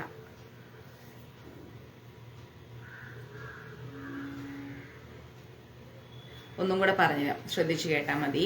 വേണം ലാലി മാതാജി. Okay, great. അപ്പൊ ഞാൻ വെയിറ്റ് ചെയ്യാം. വേഗം ബുക്കും പെന്നും ഒക്കെ എടുത്തോളൂ.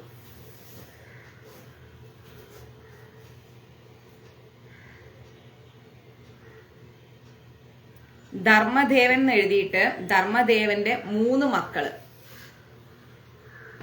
ശമൻ, കാമൻ, ഹർഷൻ. ധർമ്മദേവന്റെ 3 മക്കളാണ് ശമൻ, കാമൻ, ഹർഷൻ. വേണം ജ്യോതി മാതാജി. എഴുതിക്കൊള്ളൂ. ധർമ്മദേവന്റെ 3 മക്കള് ശമൻ, കാമൻ, ഹർഷൻ.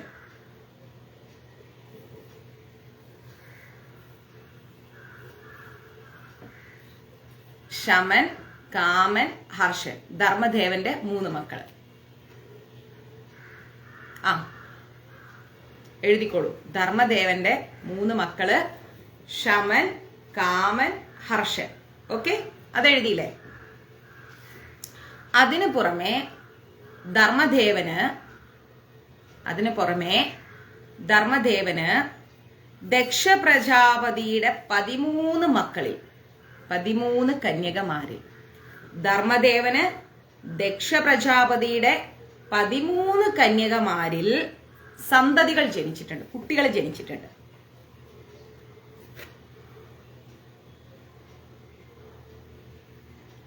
ധർമ്മന്റെ തേജസ്വിയായ 3 മക്കളാണ് ശമൻ, കാമൻ, ഹർഷൻ. ഈ 3 മക്കൾക്ക് പുറമെ ധർമ്മദേവന് ദക്ഷ പ്രജാപതിയുടെ 13 കന്യകമാരില് സന്തതികൾ ജനിച്ചിട്ടുണ്ട്. അവരുടെ പേരാണ് ശ്രദ്ധ. ഒരാളുടെ പേരാണ് ശ്രദ്ധ. എഴുതിയോ? ധർമ്മദേവന് 3 മക്കളുണ്ട്. ഇത് കൂടാതെ ദക്ഷ പ്രജാപതിയുടെ 13 മക്കളിൽ 13 കന്യകമാരില് മക്കൾ ജനിച്ചിട്ടുണ്ട്. അവരുടെ പേരാണ് ശ്രദ്ധ, മൈത്രി, ശ്രദ്ധ, മൈത്രി, ശാന്തി,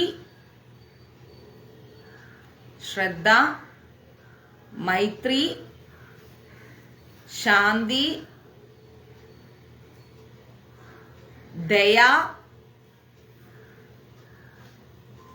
ശ്രദ്ധ, മൈത്രി, ശാന്തി, ദയ, പുഷ്ടി, പുഷ്ടി, ശ്രദ്ധ, മൈത്രി, ശാന്തി, ദയ, പുഷ്ടി, തുഷ്ടി. ശ്രദ്ധ, മൈത്രി, ശാന്തി, ദയ, പുഷ്ടി, തുഷ്ടി. താ കേട്ടോ. ക്രിയ, ക്രിയ, ഉന്നതി, ക്രിയ കഴിഞ്ഞിട്ട് ഉന്നതി.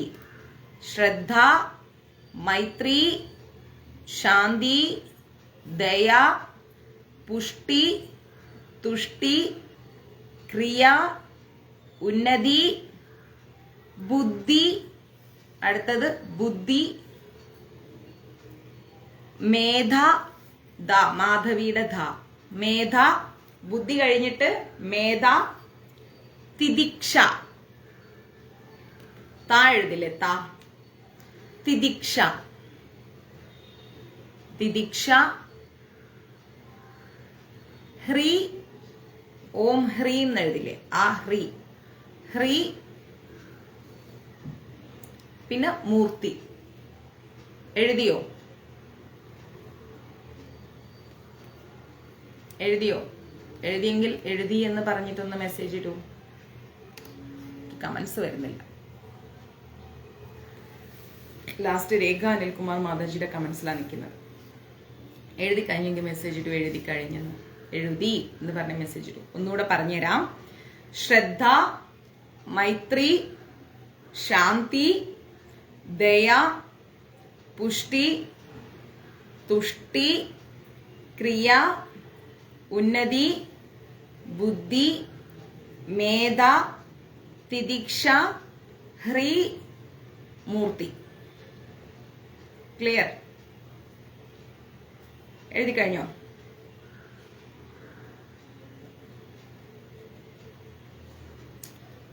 എഴുതി. ഓക്കെ. എന്നിങ്ങനെ ദക്ഷപുത്രിമാരായ 13 പേരെ പറയുമ്പോൾ കറക്റ്റ് നോക്കിക്കോ. ഇങ്ങനെ നമ്മൾ ദക്ഷന്റെ പുത്രിമാരായ 13 പേരെ കുറിച്ച് പറയുമ്പോ സാരല്ല, മാനുഷിക സൽഗുണങ്ങളുടെ, അതായത് മനുഷ്യന്റെ നല്ല ഗുണങ്ങളുടെ അഥവാ മനുഷ്യനിലുള്ള ധാർമ്മിക ബോധത്തിന്റെ തന്നെ, നമ്മളിലെല്ലാം ഒരു ധാർമ്മിക ബോധം ഉണ്ടല്ലേ, ആ ധാർമ്മിക ബോധത്തിന്റെ തന്നെ എന്താണ്, മുഖം മൂടിയില്ലാത്ത പ്രതീകങ്ങളാണ് ഈ പേരുകൾ എന്ന് പറയുന്നത്. ഈ കുട്ടികൾ എന്ന് പറഞ്ഞില്ലേ, നമ്മൾ ഈ 13 പേരൊന്ന് വായിച്ചു നോക്ക്.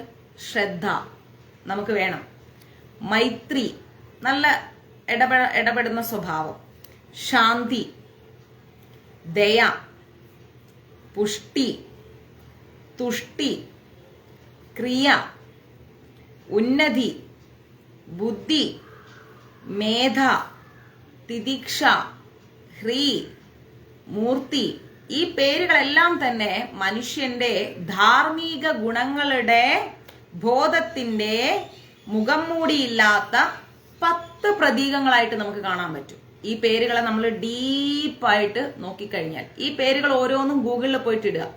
ബുദ്ധി മീനിങ് ഇൻ മലയാളം, തുഷ്ടി മീനിങ് ഇൻ മലയാളം എന്ന് പറഞ്ഞിട്ടാൽ അതിന്റെ ഒരു വിവരണം കിട്ടും. അപ്പൊ ഈ വിവരണങ്ങളെല്ലാം തന്നെ ഒരു മനുഷ്യന്റെ ധാർമ്മിക ബോധത്തിന്റെ മുഖം മൂടിയില്ലാത്ത അവസ്ഥകളെയാണ് സൂചിപ്പിക്കുന്നത്. ഓക്കെ, ഈ ധാർമ്മിക ഭാവങ്ങൾ കൊണ്ടുള്ള പ്രയോജനം എന്താണെന്ന് അവരുടെ സന്തതികളെയും പറഞ്ഞിരിക്കുന്നുണ്ട്. എന്താണ് ഈ ധാർമ്മിക ഭാവങ്ങൾ കൊണ്ട് നമ്മൾ പറഞ്ഞ ഈ 10 പേരുകളുണ്ടല്ലോ, അതിന്റെ ധാർമ്മിക ഭാവങ്ങൾ കൊണ്ടുള്ള പ്രയോജനം എന്താണ്, ഈ 10 ധാർമ്മിക ഭാവങ്ങൾ കൊണ്ടുള്ള പ്രയോജനങ്ങൾ എന്താണെന്നുള്ളത് വ്യക്തമാക്കുന്നതിനായിട്ട് അവരുടെ കുട്ടികളെ പറഞ്ഞിട്ടുണ്ട്. ഈ 10 പേരുടെ കുട്ടികളെ കുറിച്ച് പറയുന്നുണ്ട്. ശ്രദ്ധ ശുഭനും, എഴുതിക്കോളൂ. ശ്രദ്ധ സമം ഇട്ടിട്ട് ശുഭൻ, ശുഭം എന്നെഴുതില്ലേ, ആ ശുഭൻ എന്നെഴുതാം. ശ്രദ്ധ സമം ഇട്ടിട്ട് ശുഭൻ എന്നെഴുതാം.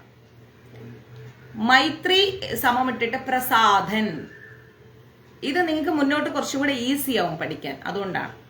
മൈത്രി എന്ന് പറഞ്ഞു കഴിഞ്ഞാൽ പ്രസാദൻ. അവരുടെ കുട്ടികളെ കുറിച്ചാണ് പറയുന്നത്. ശ്രദ്ധയുടെ കുട്ടിയുടെ പേരാണ് ശുഭൻ, മൈത്രിയുടെ കുട്ടിയുടെ പേരാണ് എന്ത്? പ്രസാദൻ. എഴുതിയോ? ദയ എന്ന് പറഞ്ഞു കഴിഞ്ഞാൽ അഭയൻ. ദയയുടെ കുട്ടിയുടെ പേരാണ് അഭയൻ. ദയയുടെ കുട്ടിയുടെ പേര് അഭയൻ. ശാന്തി സുഖൻ. ശാന്തി സമം സുഖൻ. തുഷ്ടി സമം മോദൻ. ദയയുടെ ദ കേട്ടോ. തുഷ്ടി സമം മോദൻ.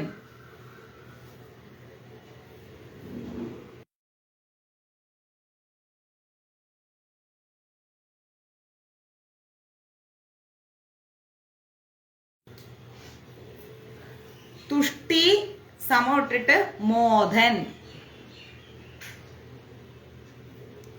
ഉന്നതി എന്നുള്ളത് സമം ഇട്ടിട്ട് ദർപ്പൻ. ഇത് മുന്നോട്ട് പറഞ്ഞത് ഇതെന്താണെന്നുള്ളത്. ഉന്നതി എന്നുള്ളത് സമം ഇട്ടിട്ട് ദർപ്പൻ. ദയയുടെ ദർപ്പൻ. ബുദ്ധി എന്ന് പറഞ്ഞാൽ അർത്ഥൻ. ബുദ്ധി സമം അർത്ഥൻ. മേധ എന്ന് പറഞ്ഞാൽ സുഹൃതി. മേധ സമം സുഹൃതി. കുട്ടികളുടെ പേരാണ് കേട്ടോ. ഇവരുടെ കുട്ടികളുടെ പേരാണ്. ആദ്യം പറഞ്ഞ 10 പേരുടെ കുട്ടികളുടെ പേരാണ്. മേധ എന്ന് പറഞ്ഞാൽ സുഹൃതി. തിദിക്ഷ എന്ന് പറഞ്ഞാൽ ശമൻ. തിദിക്ഷ സമം സമൻ. ഹ്രീ എന്ന് പറഞ്ഞു കഴിഞ്ഞാൽ പ്രശ്രയൻ. ശ്രാവണം എന്നുള്ളതിന്റെ ശ്രയൻ. പ്രശ്രയൻ.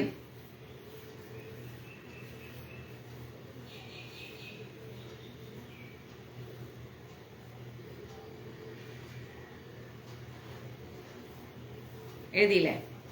ഇനി ലാസ്റ്റ് ആരാണ്? മൂർത്തി. മൂർത്തി ആർക്കാ ജന്മം നൽകിയിരിക്കുന്നത്? ഇവരെല്ലാം ഇത്രയും ആളുകൾക്ക് ജന്മം നൽകി. ഇനി മൂർത്തി ആർക്കാണ് ജന്മം നൽകിയിരിക്കുന്നതെന്ന് വെച്ച് കഴിഞ്ഞാല് സർവഗുണ സമ്പന്നന്മാരായിരിക്കുന്ന നരനാരായണന്മാർക്കാണ് ജന്മം നൽകിയിരിക്കുന്നത്. മൂർത്തി ഇസിക്കൽ ടു നരനാരായണന്മാർ എന്നങ്ങടെ മെസ്സേജ് ഇതിടാ. സോറി, എഴുതി വെക്കുക. ഒന്നും കൂടെ പറയണോ? അത് കുട്ടികളുടെ പേര്. എന്താ പറയാ, ധർമ്മന്റെ തേജസ്സികളായ 3 പുത്രന്മാർ. ശമൻ, കാമൻ, ഹർഷൻ.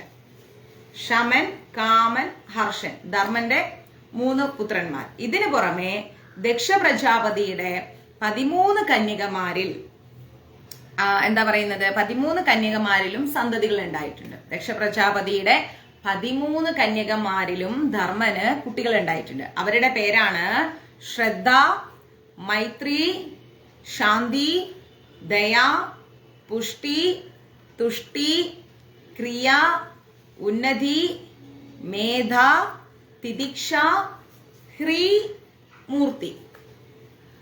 ഇത്രയും പേർക്ക് കുട്ടികൾ ഉണ്ടായിട്ടുണ്ട്. അവരുടേതാണ് എന്താണ്? ശ്രദ്ധ എന്ന് പറയുന്നത് ശുഭൻ കുട്ടിയാണേ. മൈത്രി പ്രസാദൻ, ദയ അഭയൻ, ശാന്തി സുഖൻ, തുഷ്ടി മോദൻ, ഉന്നതി ദർപ്പൻ, ബുദ്ധി അർത്ഥൻ, മേധ സുഹൃതി. ഓക്കെ. തിദിക്ഷ എന്ന് പറഞ്ഞാൽ ശമൻ, ഹ്രീ എന്ന് പറഞ്ഞാൽ പ്രശ്രയൻ. മൂർത്തി പിന്നെ ആർക്കാണ് ജന്മം നൽകിയത്? സർവഗുണ സമ്പന്നമായിരിക്കുന്ന നരനാരായണന്മാർ. ഇത്രയും പേർക്ക് ജന്മം നൽകി. ഇത്രയും ക്ലിയർ ആയല്ലോ? എഴുതിയല്ലോ? ധർമ്മദേവന്റെ പുത്രന്മാരായി പറഞ്ഞിരിക്കുന്ന ഇവർ, ശ്രദ്ധിച്ചു കേട്ടോളൂ, ധർമ്മദേവന്റെ മക്കളായി പറഞ്ഞ ഇവരെല്ലാവരും മനുഷ്യരിലെ ദൈവീക ഗുണങ്ങളുടെ മൂർത്തി ഭാവമാണെന്നുള്ള കാര്യം വ്യക്തമാണ്. നമ്മൾ പറഞ്ഞ ഈ കുട്ടികളെല്ലാവരും മനുഷ്യന്റെ ഉള്ളിലെ ദൈവിക ഗുണങ്ങളെയാണ് സൂചിപ്പിക്കുന്നത്. ഓക്കെ, നമ്മൾ പറഞ്ഞ ഈ കുട്ടികളെ എല്ലാവരെയും നമ്മൾ എടുത്തു കഴിഞ്ഞാൽ അവരൊരു മനുഷ്യന്റെ ഉള്ളിലെ ദൈവിക ഗുണങ്ങളെയാണ് സൂചിപ്പിക്കുന്നത്.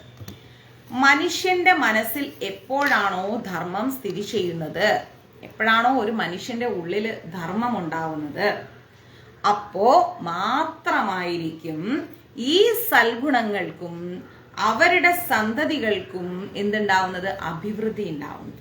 ഒരു മനുഷ്യന്റെ ഉള്ളിൽ ധർമ്മം ഉണ്ടായിക്കഴിഞ്ഞാൽ ഈ പറഞ്ഞ കുട്ടികൾ എന്ന് പറഞ്ഞ ഗുണങ്ങളുണ്ടല്ലോ, ഈ ഗുണങ്ങളെല്ലാം എന്താണ്, ഈ ഗുണങ്ങളും ഉണ്ടാവും. അതുപോലെ അവരുടെ സന്തതികൾക്കും എന്തുണ്ടാവുന്നത്, നല്ല അഭിവൃദ്ധി ഉണ്ടാവുന്നത്. മനസ്സിൽ അധാർമികമായിരിക്കുന്ന തെറ്റായിരിക്കുന്ന ചിന്തകൾ വന്നാൽ ഈ ഗുണങ്ങളെല്ലാം വിപരീത അവസ്ഥയിലേക്കാണ് പോവുക. നമ്മൾ ഈ പറഞ്ഞ കുട്ടികൾ എന്ന് പറഞ്ഞ പേരുകളില്ലേ, ഈ ഗുണങ്ങളെല്ലാം, ഈ കുട്ടികൾ എന്ന് പറഞ്ഞ പേരുകളെല്ലാം നമ്മൾ എന്ത് ചെയ്യാം, ഒരു ഗുണങ്ങളാക്കിയെടുക്കാം. അങ്ങനെ ഗുണങ്ങളാക്കിയെടുത്തു കഴിഞ്ഞാൽ നമ്മുടെ ഉള്ളിൽ ഒരു അധർമ്മ ചിന്താഗതികൾ, അധാർമികത വന്നു കഴിഞ്ഞാൽ ഈ ഗുണങ്ങളെല്ലാം വിപരീത അവസ്ഥയിലേക്ക് പോകും. ധർമ്മം എന്ന് പറഞ്ഞാൽ അധർമ്മമായി വരും. മൈത്രി എന്ന് പറഞ്ഞു കഴിഞ്ഞാൽ നല്ല സ്നേഹമുള്ള സ്വഭാവമാണ്, പക്ഷെ അത് നേരെ വേറെ രീതിയിലേക്ക് മാറും. അങ്ങനെ നമ്മൾ ഈ പറഞ്ഞ ധർമ്മത്തിന്റെ മക്കളെല്ലാം എന്തായി, നമ്മുടെ ജീവിതത്തിൽ നമ്മുടെ ഉള്ളിൽ ഒരു അധാർമികത വന്നാൽ ഇതെല്ലാം വിപരീത അവസ്ഥയിലേക്ക് പോകുമെന്നാണ് നമ്മൾ മനസ്സിലാക്കേണ്ടത്. ഓക്കെ, അപ്പോ നമ്മള് കൽക്കി പുരാണം എടുക്കുകയാണെങ്കിൽ അതിൽ കൃത്യമായിട്ട് ഇതേക്കുറിച്ച് ഒരു മനുഷ്യന്റെ അധോമുഖമായിരിക്കുന്ന വികാര വിചാരങ്ങളെല്ലാം നമുക്ക് കാണാൻ സാധിക്കും. ഓക്കെ, അതിന്റെ അടിസ്ഥാനത്തിൽ തന്നെയാണ് നമ്മൾ മനസ്സിലാക്കേണ്ടത്, ബ്രഹ്മദേവന്റെ ഹൃദയത്തിൽ നിന്ന് ധർമ്മം ജനിച്ചാൽ ബ്രഹ്മദേവന്റെ പൃഷ്ഠത്തിൽ നിന്ന് അധർമ്മം ജനിച്ചു എന്ന്. Okay, clear? അധർമ്മത്തിന്റെ ഭാര്യയാണ് ആര്? അധർമ്മത്തിന്റെ ഭാര്യയാണ് മിഥ്യ. അധർമ്മത്തിന്റെ ഭാര്യയുടെ പേരെന്താണ്? മിഥ്യ. ഉള്ളത് ഇല്ലാത്തതൊന്നിനെ ഉണ്ടെന്ന് കാണുന്ന അവസ്ഥ. അധർമ്മത്തിന്റെ ഭാര്യയുടെ പേരെന്താണ്? മിഥ്യ. ഇതാ കേട്ടോ, മിഥ്യ എന്നാണ് അധർമ്മത്തിന്റെ ഭാര്യയുടെ പേര്. എഴുതി വെക്കണേ. മനുഷ്യന്റെ മനസ്സിൽ എപ്പോഴാണോ അധാർമികമായിരിക്കുന്ന ഒരു ബോധം ഉണ്ടാകുന്നത്, ധർമ്മമല്ലാത്ത ഒരു ബോധം ഉണ്ടാകുന്നത്, അപ്പോ തന്നെ അവൻ മിഥ്യയായ, അതായത് കപടമായിരിക്കുന്ന സ്വഭാവത്തോട് കൂടിയ ഒരു വ്യക്തിയായി മാറുന്നു. ഒരു വ്യക്തിയുടെ ഉള്ളിൽ അധാർമികത വന്നു കഴിഞ്ഞാൽ ആ വ്യക്തി കപടം നിറഞ്ഞ ഒരാളായി മാറുകയാണ്. മനസ്സിലായില്ലേ? മിഥ്യയായ ഒരാളായി മാറുകയാണ് എന്നർത്ഥം. ഓക്കെ, അതിന്റെ ഫലമായിട്ട് എന്താ ഉണ്ടാവുക? അഹങ്കാരം വർദ്ധിക്കുകയാണ്. എന്നെ കൊണ്ട് എന്തും ചെയ്യാൻ സാധിക്കും, ഞാൻ എങ്ങനെ ഇല്ലാതാക്കും, ഞാൻ നശിപ്പിക്കും എന്ന ഒരു അധാർമികതത്തിന്റെ ഉയർന്ന അവസ്ഥയിലേക്ക് ആ വ്യക്തി എത്തിച്ചേരാണ്. അതിന്റെ അർത്ഥം അവരുടെ ഉള്ളിൽ അധാർമികത, അധർമ്മം ജനിച്ചു കഴിഞ്ഞു എന്നാണ്. അപ്പൊ അവര് എന്തും ചെയ്യും, ഏതും ചെയ്യും, ഒരു ഉപകാരസ്മരണയില്ലാത്ത വ്യക്തികളാവും, നന്ദിയില്ലാത്ത കൂട്ടങ്ങളായി മാറും. മനസ്സിലായില്ലേ? അത് അവനെ അഹങ്കാരത്തിന്റെ ഉന്നതിയിലേക്ക് എത്തിക്കുമെന്നാണ് പറയുന്നത്. അതിന്റെ ഫലമായിട്ട് അഹങ്കാരം വർദ്ധിച്ച് ആ അഹങ്കാരത്തെ നമ്മൾ പറയുന്ന പേരാണ് ദംഭം. ദയയുടെ ദാ എഴുതിയിട്ട് ഒരു പൂജയിടാം, എന്നിട്ട് ഭരണിയുടെ ബാ എഴുതിയിട്ട് ഒരു പൂജയിടാം. അതാണ് ദംഭം. ദംഭം എന്നാണ് നമ്മൾ അഹങ്കാരത്തെ പറയുന്നത്. ഓക്കെ, ഒരു മനുഷ്യന്റെ ഉള്ളിൽ അധാർമികത വന്നു കഴിഞ്ഞാൽ അവനിൽ ദംഭം വന്നു കഴിഞ്ഞു, അഹങ്കാരം വന്നു കഴിഞ്ഞു. അങ്ങനെ ദമ്പത്തിൽ നിന്ന് എന്താണ് ജനിക്കുന്നത്? ലോഭം ജനിക്കുന്നു. ലോഭം എന്നാൽ എന്താണ്? എല്ലാം എന്റേതാക്കണം എന്ന ഒരാഗ്രഹം, എല്ലാം എനിക്ക് എനിക്ക് എനിക്ക് എന്നുള്ള ഒരാഗ്രഹത്തെയാണ് ലോഭം എന്ന് പറയുന്നത്. അധാർമികതയിലേക്ക് ഒരു മനുഷ്യൻ വന്നാൽ അവൻ എന്തായി? ദംഭാവസ്ഥയിലേക്ക്, അഹങ്കാര അവസ്ഥയിലാക്കി. ദമ്പത്തിൽ നിന്ന് എന്താ ലഭിക്കുന്നത്? ലോഭം ലഭിക്കുന്നു. ലോഭം എന്ന് പറഞ്ഞാൽ എല്ലാം എനിക്ക് എനിക്ക് എനിക്ക് എന്നുള്ള ഒരു തോന്നലിലേക്ക് നമ്മളെ കൊണ്ട് എത്തിക്കുന്നു. ലോഭം എന്നാൽ എല്ലാം എനിക്ക് സ്വന്തമാക്കണം എന്ന ആഗ്രഹം. മാക്സിമം എല്ലാവരും ഷെയർ ചെയ്യൂ. 78 ഷെയർ വളരെ കുറവാണ് കേട്ടോ. പ്രചരണത്തിന്റെ ഭാഗമാവണ്ടേ? ഭഗവാന്റെ ഏറ്റവും ഇഷ്ടപ്പെട്ട കാര്യമാണ് ഭഗവാന്റെ കാര്യങ്ങൾ പ്രചരിപ്പിക്കുക എന്നുള്ളത്. അത് വലിയ അനുഗ്രഹമായി നമ്മുടെ ജീവിതത്തിൽ മാറും. എല്ലാവരും ക്ലാസ് ഷെയർ ചെയ്യണം കേട്ടോ. ആഗ്രഹിക്കുന്ന ഒരു കാര്യം, നമ്മളൊരു കാര്യം ആഗ്രഹിച്ചിട്ട് അത് കിട്ടാതെ വരുമ്പോ എന്തായി? നമുക്ക് ദേഷ്യമായി, അല്ലെ? നമ്മളൊരു കാര്യം ആഗ്രഹിച്ചു, അത് കിട്ടാതെ വരുമ്പോ പിന്നെ കോപമായി. ആദ്യം അധർമ്മ അവസ്ഥയിലേക്ക് ഒരു മനുഷ്യന്റെ മനസ്സ് അധർമ്മത്തിലേക്ക് വരുമ്പോ അവനിൽ ദമ്പം ഉണ്ടാകുന്നു. അതായത്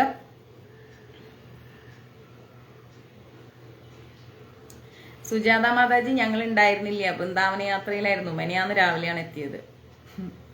അപ്പോ ഒരു മനുഷ്യനിൽ അധർമ്മം സംഭവിച്ചു കഴിഞ്ഞാൽ, അധർമ്മം വന്നു കഴിഞ്ഞാൽ ആ മനുഷ്യന് എന്ത് ലഭിക്കും? ദമ്പം ലഭിക്കും. ദമ്പം എന്ന് പറഞ്ഞാൽ അഹങ്കാരം. ദമ്പത്തിൽ നിന്ന് ലോഭാവസ്ഥയിലേക്ക് പോകും. എല്ലാം എനിക്ക് വേണം, എനിക്ക് വേണം എന്ന ഒരു ചിന്ത. ആ ലോഭത്തിൽ നിന്ന് എന്താണ് ഉണ്ടാവുന്നത്? കോപം വരും. മനസ്സിലായില്ലേ? ദേഷ്യത്തിലേക്ക് പോകും. ദേഷ്യം വന്നാൽ അവൻ എന്താ ചെയ്യുന്നതെന്ന് അവൻ തന്നെ ബോധം ഉണ്ടാവില്ല. അതാണ് ലോഭന്റെ മകനായിട്ട് എന്ത് പറയുന്നത്? ക്രോധത്തെ പറയുന്നത്. ലോഭന്റെ മകനെ നമ്മൾ ക്രോധമായിട്ട് പറയാൻ കാരണമാണ് നാശ സ്വഭാവത്തോടു കൂടിയ ക്രോധന്റെ ഭാര്യയാണ് ആര്? എല്ലാം നശിപ്പിക്കണം എന്ന് പറയുന്ന നാശ സ്വഭാവമുള്ള ക്രോധത്തിന്റെ മകനാണ്, ഭാര്യയാണ് ആര്? ഹിംസ. എഴുതി പോണേ.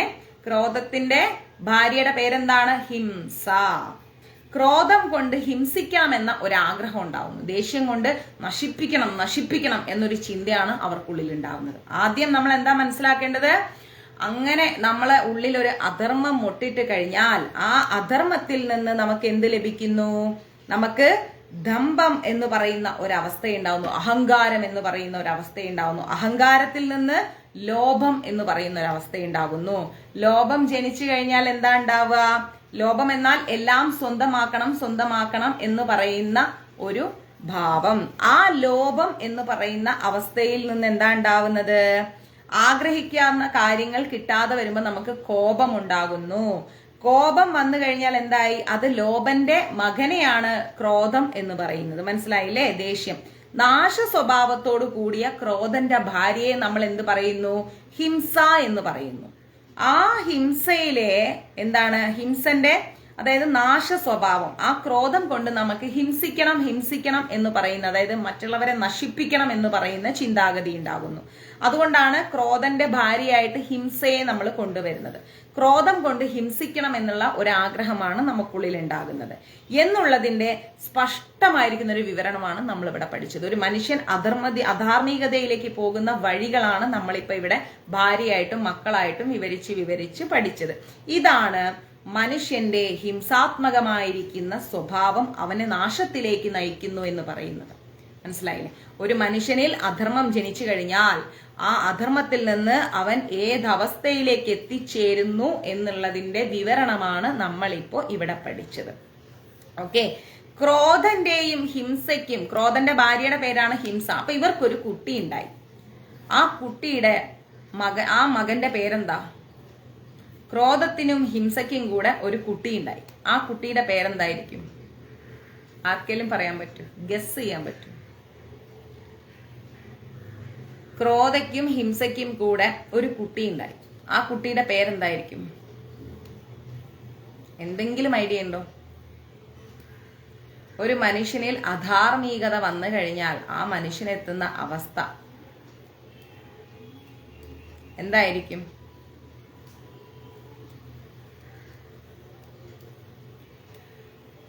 ക്രോധയ്ക്കും ഹിംസയ്ക്കും കൂടെ ഒരു മകനുണ്ടായി. ആ മകന്റെ പേരെന്തായിരിക്കും? Any idea? ഇല്ല അല്ലേ? കലി. ക്രോധയുടെയും നാശം, ഒരർത്ഥത്തിൽ നാശം തന്നെയാണ്. ക്രോധയുടെയും ഹിംസന്റെയും മകന്റെ പേരാണ് കലി. ഇപ്പൊ എങ്ങനെ വന്നു? ബ്രഹ്മദേവനിൽ നിന്ന് ജനിച്ച് വന്ന് വന്ന് വന്ന് വന്ന് വന്ന് വന്ന് എവിടെ എത്തിയെന്ന് മനസ്സിലായില്ലേ? കലി. ഓക്കെ. മനുഷ്യന് നാശത്തെ കൊടുക്കുന്ന 5 കാര്യങ്ങളുണ്ട്. ഒരു മനുഷ്യന് നാശത്തെ കൊടുക്കുന്ന 5 കാര്യങ്ങളുണ്ട്. ആ 5 കാര്യങ്ങൾ എന്ന് പറഞ്ഞാൽ, 1 മദ്യപാനം. ആ മനുഷ്യനെ നശിപ്പിക്കും, ഉറപ്പായിട്ടും നശിപ്പിക്കും. മദ്യപിച്ച ഒരാളും നന്മയുടെ എന്താ പറയാ മൂർധന്യാവസ്ഥയിലേക്കൊന്നും എത്തിയിട്ടില്ല, നാശത്തിലേക്കേ പോയിട്ടുള്ളൂ. അത് എത്ര ഉയർന്ന പദവിയിലിരുന്ന ആളാണെങ്കിലും എന്താണ്, മനുഷ്യന് നാശം കൊടുക്കുന്ന 5 കാര്യങ്ങൾ. 1 എന്താണ്? മദ്യപാനം. 2 വേശ്യാസ്ത്രീ. 3 ചൂതുകളി. 4 സ്വർണം. 5 നായാട്ട്. 5 കാര്യങ്ങൾ മനുഷ്യനെ നശിപ്പിക്കും. മദ്യപാനം, വേശ്യാസ്ത്രീ, ചൂതുകളി, സ്വർണം, നായാട്ട്. ഈ 5 കാര്യങ്ങൾ മനുഷ്യനെ നാശത്തിലേക്ക് കൊണ്ടുപോകും. നായാട്ട് എന്നതുകൊണ്ട് മനുഷ്യന്റെ ഹിംസാ മനോഭാവം, മനസ്സിലായില്ലേ? നായാട്ടെന്ന് പറയുമ്പോൾ മനുഷ്യന്റെ ഹിംസ, മറ്റുള്ള ജീവിവർഗങ്ങളെ ദ്രോഹിക്കണം എന്ന് പറയുന്ന ഹിംസാ മനോഭാവത്തെയാണ് നമ്മൾ മനസ്സിലാക്കേണ്ടത് നായാട്ട് കൊണ്ട്. സ്വർണം എന്നതുകൊണ്ട് നമ്മൾ ഓർക്കേണ്ടത് എന്താണ്? ധനം എന്ന അർത്ഥമാണ് സ്വീകരിക്കേണ്ടത്. ധനത്തിനോടുള്ള അമിതമായ ആസക്തി, അത് നേടിയെടുക്കാൻ ഏത് വഴിയും സ്വീകരിക്കുന്ന അവസ്ഥ. എന്ത് കളവ് പറഞ്ഞിട്ടും ധനം സ്വന്തമാക്കാനുള്ള അവസ്ഥ, മനസ്സിലായില്ലേ? ധർമാനുസൃതമല്ലാതെ നേടിയെടുക്കുന്ന ധനത്തെയാണ് ഇവിടെ നമ്മൾ മനസ്സിലാക്കേണ്ടത്, ധർമ്മത്തിലൂടെ അല്ലാതെ നേടിയെടുക്കുന്ന അവസ്ഥ. മനുഷ്യൻ എപ്പോഴാണോ ഈ പറഞ്ഞ സ്ഥാനങ്ങളിൽ അല്ലെങ്കിൽ ഈ പറഞ്ഞ പ്രവൃത്തികളിൽ ഒരു താല്പര്യം ഉണ്ടാവുന്നത്, അപ്പോ അവിടെ കലി പ്രവർത്തിക്കുകയാണ്. മനസ്സിലായി? ഈ പറഞ്ഞ കാര്യങ്ങളിൽ ഒരു ആഗ്രഹം വന്നു കഴിഞ്ഞാൽ അവിടെ കലി പ്രവർത്തിക്കുന്നു. എന്താണ് നമ്മൾ മനസ്സിലായി? കലിക്ക് ദുരുക്തിയിൽ ഭയൻ എന്ന് പറയുന്ന കലിക്ക് 2 മക്കളുണ്ടായി. ദുരുക്തി എന്നാണ് കലിയുടെ ഭാര്യയുടെ പേര്. ദുരുക്തി, കലിയുടെ ഭാര്യയുടെ പേരാണ് എന്ത്? ദുരുക്തി. ഓക്കെ. ദുരുക്തിയില് കലിക്ക് ഭയൻ എന്ന് പറയുന്ന ഒരു മകനുണ്ടായി. ഭയൻ, കലിക്ക് ദുരുക്തി എന്ന് പറയുന്ന ഭാര്യയിൽ ഭയൻ എന്ന് പറയുന്ന ഒരു മകനും മൃത്യു എന്ന് പറയുന്ന ഒരു മകളും ഉണ്ടായി. ഓക്കെ. കലിക്ക് ദുരുക്തിയിൽ ഭയൻ എന്ന് പറയുന്ന ഒരു മകനും മൃത്യു എന്ന് പറയുന്ന ഒരു മകളും ഉണ്ടായി. ഓക്കെ. ദുരുക്തി എന്നതുകൊണ്ട് ചീത്തയായ വാക്ക് എന്നാണ് അർത്ഥം. ദുരുക്തി എന്ന് പറഞ്ഞാൽ അതിന്റെ അർത്ഥം ചീത്തയായ വാക്ക്. കലിക്ക് ദുരുക്തി എന്ന് പറയുന്ന ഭാര്യയിൽ ഭയൻ എന്ന് പറയുന്ന മകനും മൃത്യു എന്ന് പറയുന്ന ഒരു മകളും ഉണ്ടായി. ദുരുക്തി എന്ന വാക്കിന്റെ അർത്ഥം ചീത്തയായത്, പൊട്ടയായത് എന്നാണ് അർത്ഥം. അപ്പോ ദുരുക്തി ഈ പറഞ്ഞ കാര്യങ്ങളിൽ ഇപ്പൊ നമ്മൾ മുകളിൽ പറഞ്ഞ ഈ ഒരു സംഭവങ്ങളൊക്കെ ഉണ്ടല്ലോ, വാക്കുകൾ, അതായത് മക്കളും മക്കളും ഇതെല്ലാം നോക്കിക്കഴിഞ്ഞാല് സ്വാഭാവികമായിട്ടും ദുരുക്തി എന്നുള്ളത് ലാസ്റ്റിലെത്തും. ഇങ്ങനെ അധാർമികതയിലൂടെ പോയി അവസാനം അവരെന്ത് ചെയ്യുന്നു എന്ന് അവർക്ക് തന്നെ ബോധമില്ലാത്തൊരവസ്ഥയിലേക്ക് എത്തും. അതിന്റെ ഫലമായിട്ടാണ് എന്തുണ്ടാവുന്നത്? ഭയൻ എന്ന് പറയുന്ന മകനും മൃത്യു എന്ന മകളും ഉണ്ടാവുന്നത്. ഭയവും സംഭവിച്ചു, മൃത്യുവും സംഭവിക്കും. അധാർമികതയിൽ നിന്നാണ് ഇതെല്ലാം ഉണ്ടായിത്തീരുന്നത്. മനസ്സിലായില്ലേ? മൃത്യു സംഭവിച്ചിട്ടില്ല എങ്കിൽ കൂടിയും, മരണം സംഭവിച്ചിട്ടില്ല എങ്കിൽ കൂടിയും ഇതിനോട് സംബന്ധപ്പെട്ട അവസ്ഥ ആ മനുഷ്യനിൽ ഉണ്ടാവും. അപ്പൊ ഏത് മനുഷ്യനിലാണോ അധാർമികത ഉണ്ടാവുന്നത്, ആ മനുഷ്യനിൽ ഒരു മൃത്യുക്ക് തുല്യമായ അവസ്ഥയിലേക്ക് ആ മനുഷ്യൻ എത്തിപ്പെടും. അതുകൊണ്ടാണ് ഇവരെയൊക്കെ ഭാര്യ മക്കൾ എന്ന് പറഞ്ഞ് സ്റ്റെപ്പ് ബൈ സ്റ്റെപ്പ് ആയിട്ട് നമ്മൾ പഠിച്ചു വന്നത്. ഓക്കെ. അങ്ങനെ അതാണ് ഭയന്റെയും മൃത്യുവിന്റെയും സന്തതികൾ. ഇനി ഭയനും മൃത്യുവിനും മക്കൾ ഉണ്ടായിട്ടുണ്ട്. ഭയനും കലിക്കും ദുരുക്തിക്കും കൂടെ ഉണ്ടായ മക്കളാണ് ഭയനും മൃത്യുവും. ഈ ഭയനും മൃത്യുവിനും മക്കൾ ഉണ്ടായിട്ടുണ്ട്. അവരുടെ പേരെന്താണ്? നിരനെയും യാതനയും. മനസ്സിലായില്ലേ? നിരയനും യാതനയും, ഇതാണ് അവരുടെ മക്കളുടെ പേര്. നിരൻ എന്ന് പറഞ്ഞാൽ എന്താണ്? നിരയൻ, നീരായൻ. നിരയൻ എന്ന് പറഞ്ഞു കഴിഞ്ഞാൽ അയനം ചെയ്യാൻ അഥവാ സഞ്ചരിക്കാൻ സാധിക്കാത്തത്. നിരയൻ എന്ന് പറഞ്ഞു കഴിഞ്ഞാൽ അയനം എന്ന് പറഞ്ഞാൽ യാത്ര, സഞ്ചരിക്കാൻ സാധിക്കാതെ സ്റ്റക്കായി നിൽക്കുന്ന ഒരവസ്ഥ, ഒരു ബന്ധനാവസ്ഥ. മനസ്സിലായില്ലേ? നിരയൻ എന്ന് പറയുന്നത് എന്താ പറയുക? ഒരു ബന്ധനാവസ്ഥ, സഞ്ചരിക്കാൻ സാധിക്കാത്തവൻ എന്നർത്ഥം. അതായത് ദുർവികാര വിചാരങ്ങൾക്ക് വിധേയപ്പെട്ട് ധർമ്മം ചെയ്യാനോ ചിന്തിക്കാനോ സാധിക്കാത്ത ഒരവസ്ഥ, നന്മയിലേക്ക് പോകാൻ ചിന്തിക്കുക. ഇപ്പൊ ഒരുപാട് മദ്യപിക്കുന്ന ആൾക്കാരെ കണ്ടില്ല, അവരൊരു മൂലത്തിൽ ഇങ്ങനെ ഇരിക്കും, ഭ്രാന്ത് പിടിച്ചൊരു സൈക്കോ പോലെ ഇരിക്കും. അല്ലെങ്കിൽ ഒരാളെ നശിപ്പിക്കണം എന്നുള്ള മെന്റലുള്ള ആൾക്കാർ എന്താ ചെയ്യുക? അവരിങ്ങനെ എപ്പോഴും അതിൽ കോൺസെൻട്രേറ്റ് ചെയ്ത് ധർമ്മത്തെക്കുറിച്ച് ചിന്തിക്കാതെ നശിച്ച ഒരവസ്ഥയിലായി പോകും അവര്. പിന്നെ എവിടെയും പോകാൻ പറ്റാതെ ഒരു സ്റ്റക്കായ ഒരു ഭാഗത്ത് ഇങ്ങനെ ഇരിക്കും. അവരുള്ളിൽ എപ്പോഴും ഹിംസയായിരിക്കും. എന്ത് ചെയ്യാം, അടുത്തത് എന്ത് ചെയ്യാം, ഇങ്ങനെ ഇതന്നെ ചിന്തിച്ച് അവർ മുരടിച്ചു പോകുന്ന ഒരു അവസ്ഥയിലേക്ക് എത്തും. പക്ഷെ അവർ പോലും അറിയില്ല അവർ മുരടിച്ചുകൊണ്ടിരിക്കുന്നത്. അതാണ് അതിന്റെ പ്രത്യേകത. അവസാനം എല്ലാം കഴിഞ്ഞു പോകുമ്പോൾ മനസ്സിലാവും, ഞാൻ ഇങ്ങനെയൊക്കെ ആയിത്തീർന്നില്ലേ. അപ്പോ അധർമ്മത്തെ കൂട്ടുപിടിച്ചാലുള്ള പ്രശ്നം ഇതാണ്. അപ്പോ ധാർമ്മികത എന്താണെന്നോ അത് എന്ത് രീതിയിൽ ജീവിക്കണമെന്നോ ഒന്നും അറിയാതെ ചിന്തിക്കാനോ സാധിക്കാത്ത അവസ്ഥയാണ് നിരയൻ എന്ന് പറയുന്നത്. മനസ്സിലായില്ലേ? അപ്രകാരം ഇരിക്കുന്ന നിരയന് തുണയായിട്ട് ആര് വരും? യാതന കടന്നു വരും. അങ്ങനെ നിരയനായിരിക്കുന്ന ഒരവസ്ഥ ഒരു മനുഷ്യന് വന്നാൽ അവിടെ യാതനയാണ്, നരകിക്കുന്ന അവസ്ഥയാണ് വരുന്നത്. മനുഷ്യൻ എല്ലാവിധ കഷ്ടപ്പാടുകളും ഉണ്ടാക്കുന്നത് എങ്ങനെയാണെന്ന് നമ്മൾ കൃത്യമായി ഇപ്പൊ പഠിച്ചു അല്ലെ. അധർമ്മത്തിൽ നിന്ന് തുടങ്ങി ഒരു മനുഷ്യന് മാക്സിമം കഷ്ടപ്പാടുകൾ, യാതന നിറഞ്ഞൊരു ജീവിതം എങ്ങനെയാണ് ഉണ്ടാവുന്നത്? ഒന്നിൽ നിന്നൊന്ന് ഇങ്ങനെ നമ്മളിങ്ങനെ ഒരു സൈക്കിള് പോലെ പോകും. അങ്ങനെ നമ്മൾ പഠിച്ചു. കലിയുടെ കൂട്ടുകാരുണ്ട്. ഇനി കലിക്ക് ഭാര്യ മക്കളും മാത്രമല്ല, കൂട്ടുകാരുണ്ട്. കലിയുടെ കൂട്ടുകാരുടെ പേരാണ് ആദി, ശോകം, വ്യാധി, ജര, ഭീതി. കലിയുടെ കൂട്ടുകാര്, കലിയുടെ ഫ്രണ്ട്സ് ഉണ്ട്. കലിയുടെ ഫ്രണ്ട്സിന്റെ പേരാണ് എന്ത്? ആദി, ധനത്തിന്റെ ദാ കേട്ടോ. ആദി, ശോകം,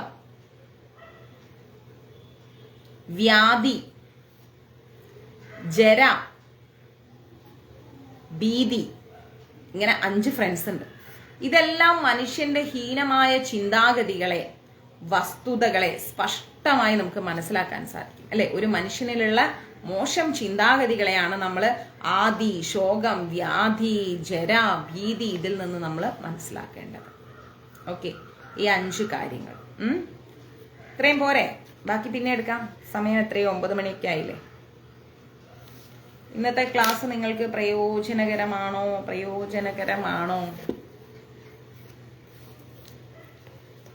പറയൂ.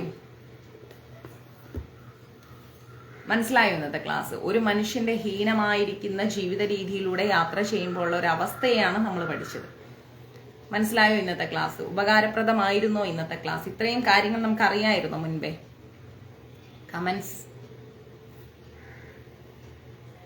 കമന്റ്സിലൂടെ പറയൂ. ഇത്രയും ഇവരെ ഭാര്യമാര്, ഇവരെ മക്കള് എങ്ങനെയാണ് എന്നുള്ളതൊക്കെ നേരത്തെ അറിയാമായിരുന്നോ? ഇന്നത്തെ ക്ലാസ് പ്രയോജനപ്പെട്ടോ?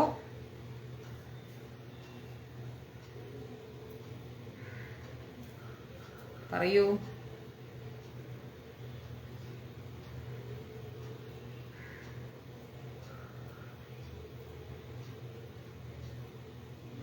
അതെ,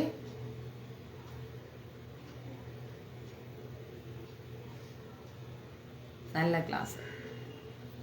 നമുക്ക് കുറേ കാര്യങ്ങൾ അറിയാനുണ്ട്, ഇഷ്ടം പോലെ കാര്യങ്ങൾ അറിയാനുണ്ട്. പ്രയോജനപ്പെട്ടു? അതെ അല്ലേ? ഒത്തിരി കാര്യങ്ങൾ നമുക്ക് മനസ്സിലാക്കാൻ അറിയില്ലായിരുന്നു. അതെ, ഇതൊക്കെ നോട്ട് ചെയ്തെടുത്തിട്ടില്ലേ? ആർക്കെങ്കിലും വിളിക്കാനുണ്ടെങ്കിൽ ഉച്ചയ്ക്ക് ശേഷം വിളിച്ചോളൂ കേട്ടോ. ഉച്ചവരെ ഞാൻ ഉണ്ടാവില്ല, അല്പം തിരക്കുണ്ട്. ഉച്ചയ്ക്ക് ശേഷം വിളിക്കൂ. മനസ്സിലായി? ഓക്കെ, നല്ല ക്ലാസ്. Fine, thanks. ഭഗവാന്റെ കാരുണ്യം, നമുക്കിതെല്ലാം അറിയാൻ ഭഗവാൻ ഒരു എന്താ പറയാ അനുഗ്രഹം തന്നു, എനിക്കും നിങ്ങൾക്കും ഒരുപോലെ. അപ്പോൾ നമ്മൾ ധാർമ്മികരായി ജീവിക്കുക. ധാർമ്മികതയില്ല, ഒരു ചെറിയ അധർമ്മം വന്നു കഴിഞ്ഞാൽ അതിങ്ങനെ പെറ്റുപെരുകും. കുട്ടികളും കുട്ടികളുടെ കുട്ടികളും മക്കളും മക്കളെ മക്കളും സന്തതികളുമായി എന്താ പറയാ കൂട്ടുകാരുമായിട്ട് നമ്മളിങ്ങനെ നശിച്ചു തീരുന്ന അവസ്ഥയിലേക്ക് പോകും. അതാണ് നമ്മളിപ്പോൾ പഠിച്ചത്. ഓക്കെ, അപ്പോൾ എല്ലാവർക്കും നല്ലൊരു ദിവസം ഉണ്ടാവട്ടെ. അടുത്ത ക്ലാസ് രാത്രി 8:30 മണിക്കാണ്. എല്ലാവരും വരിക, മാക്സിമം ക്ലാസ് ഷെയർ ചെയ്യാം. ഓക്കെ, हरे कृष्णा, सर्वम कृष्णार्पणमस्तु। प्रभुपाद की जय, गुरु महाराज की जय, राधा पवन पुरेशन की जय। ओम श्री मात्रे नमः। जय श्री राधे राधे। ओके।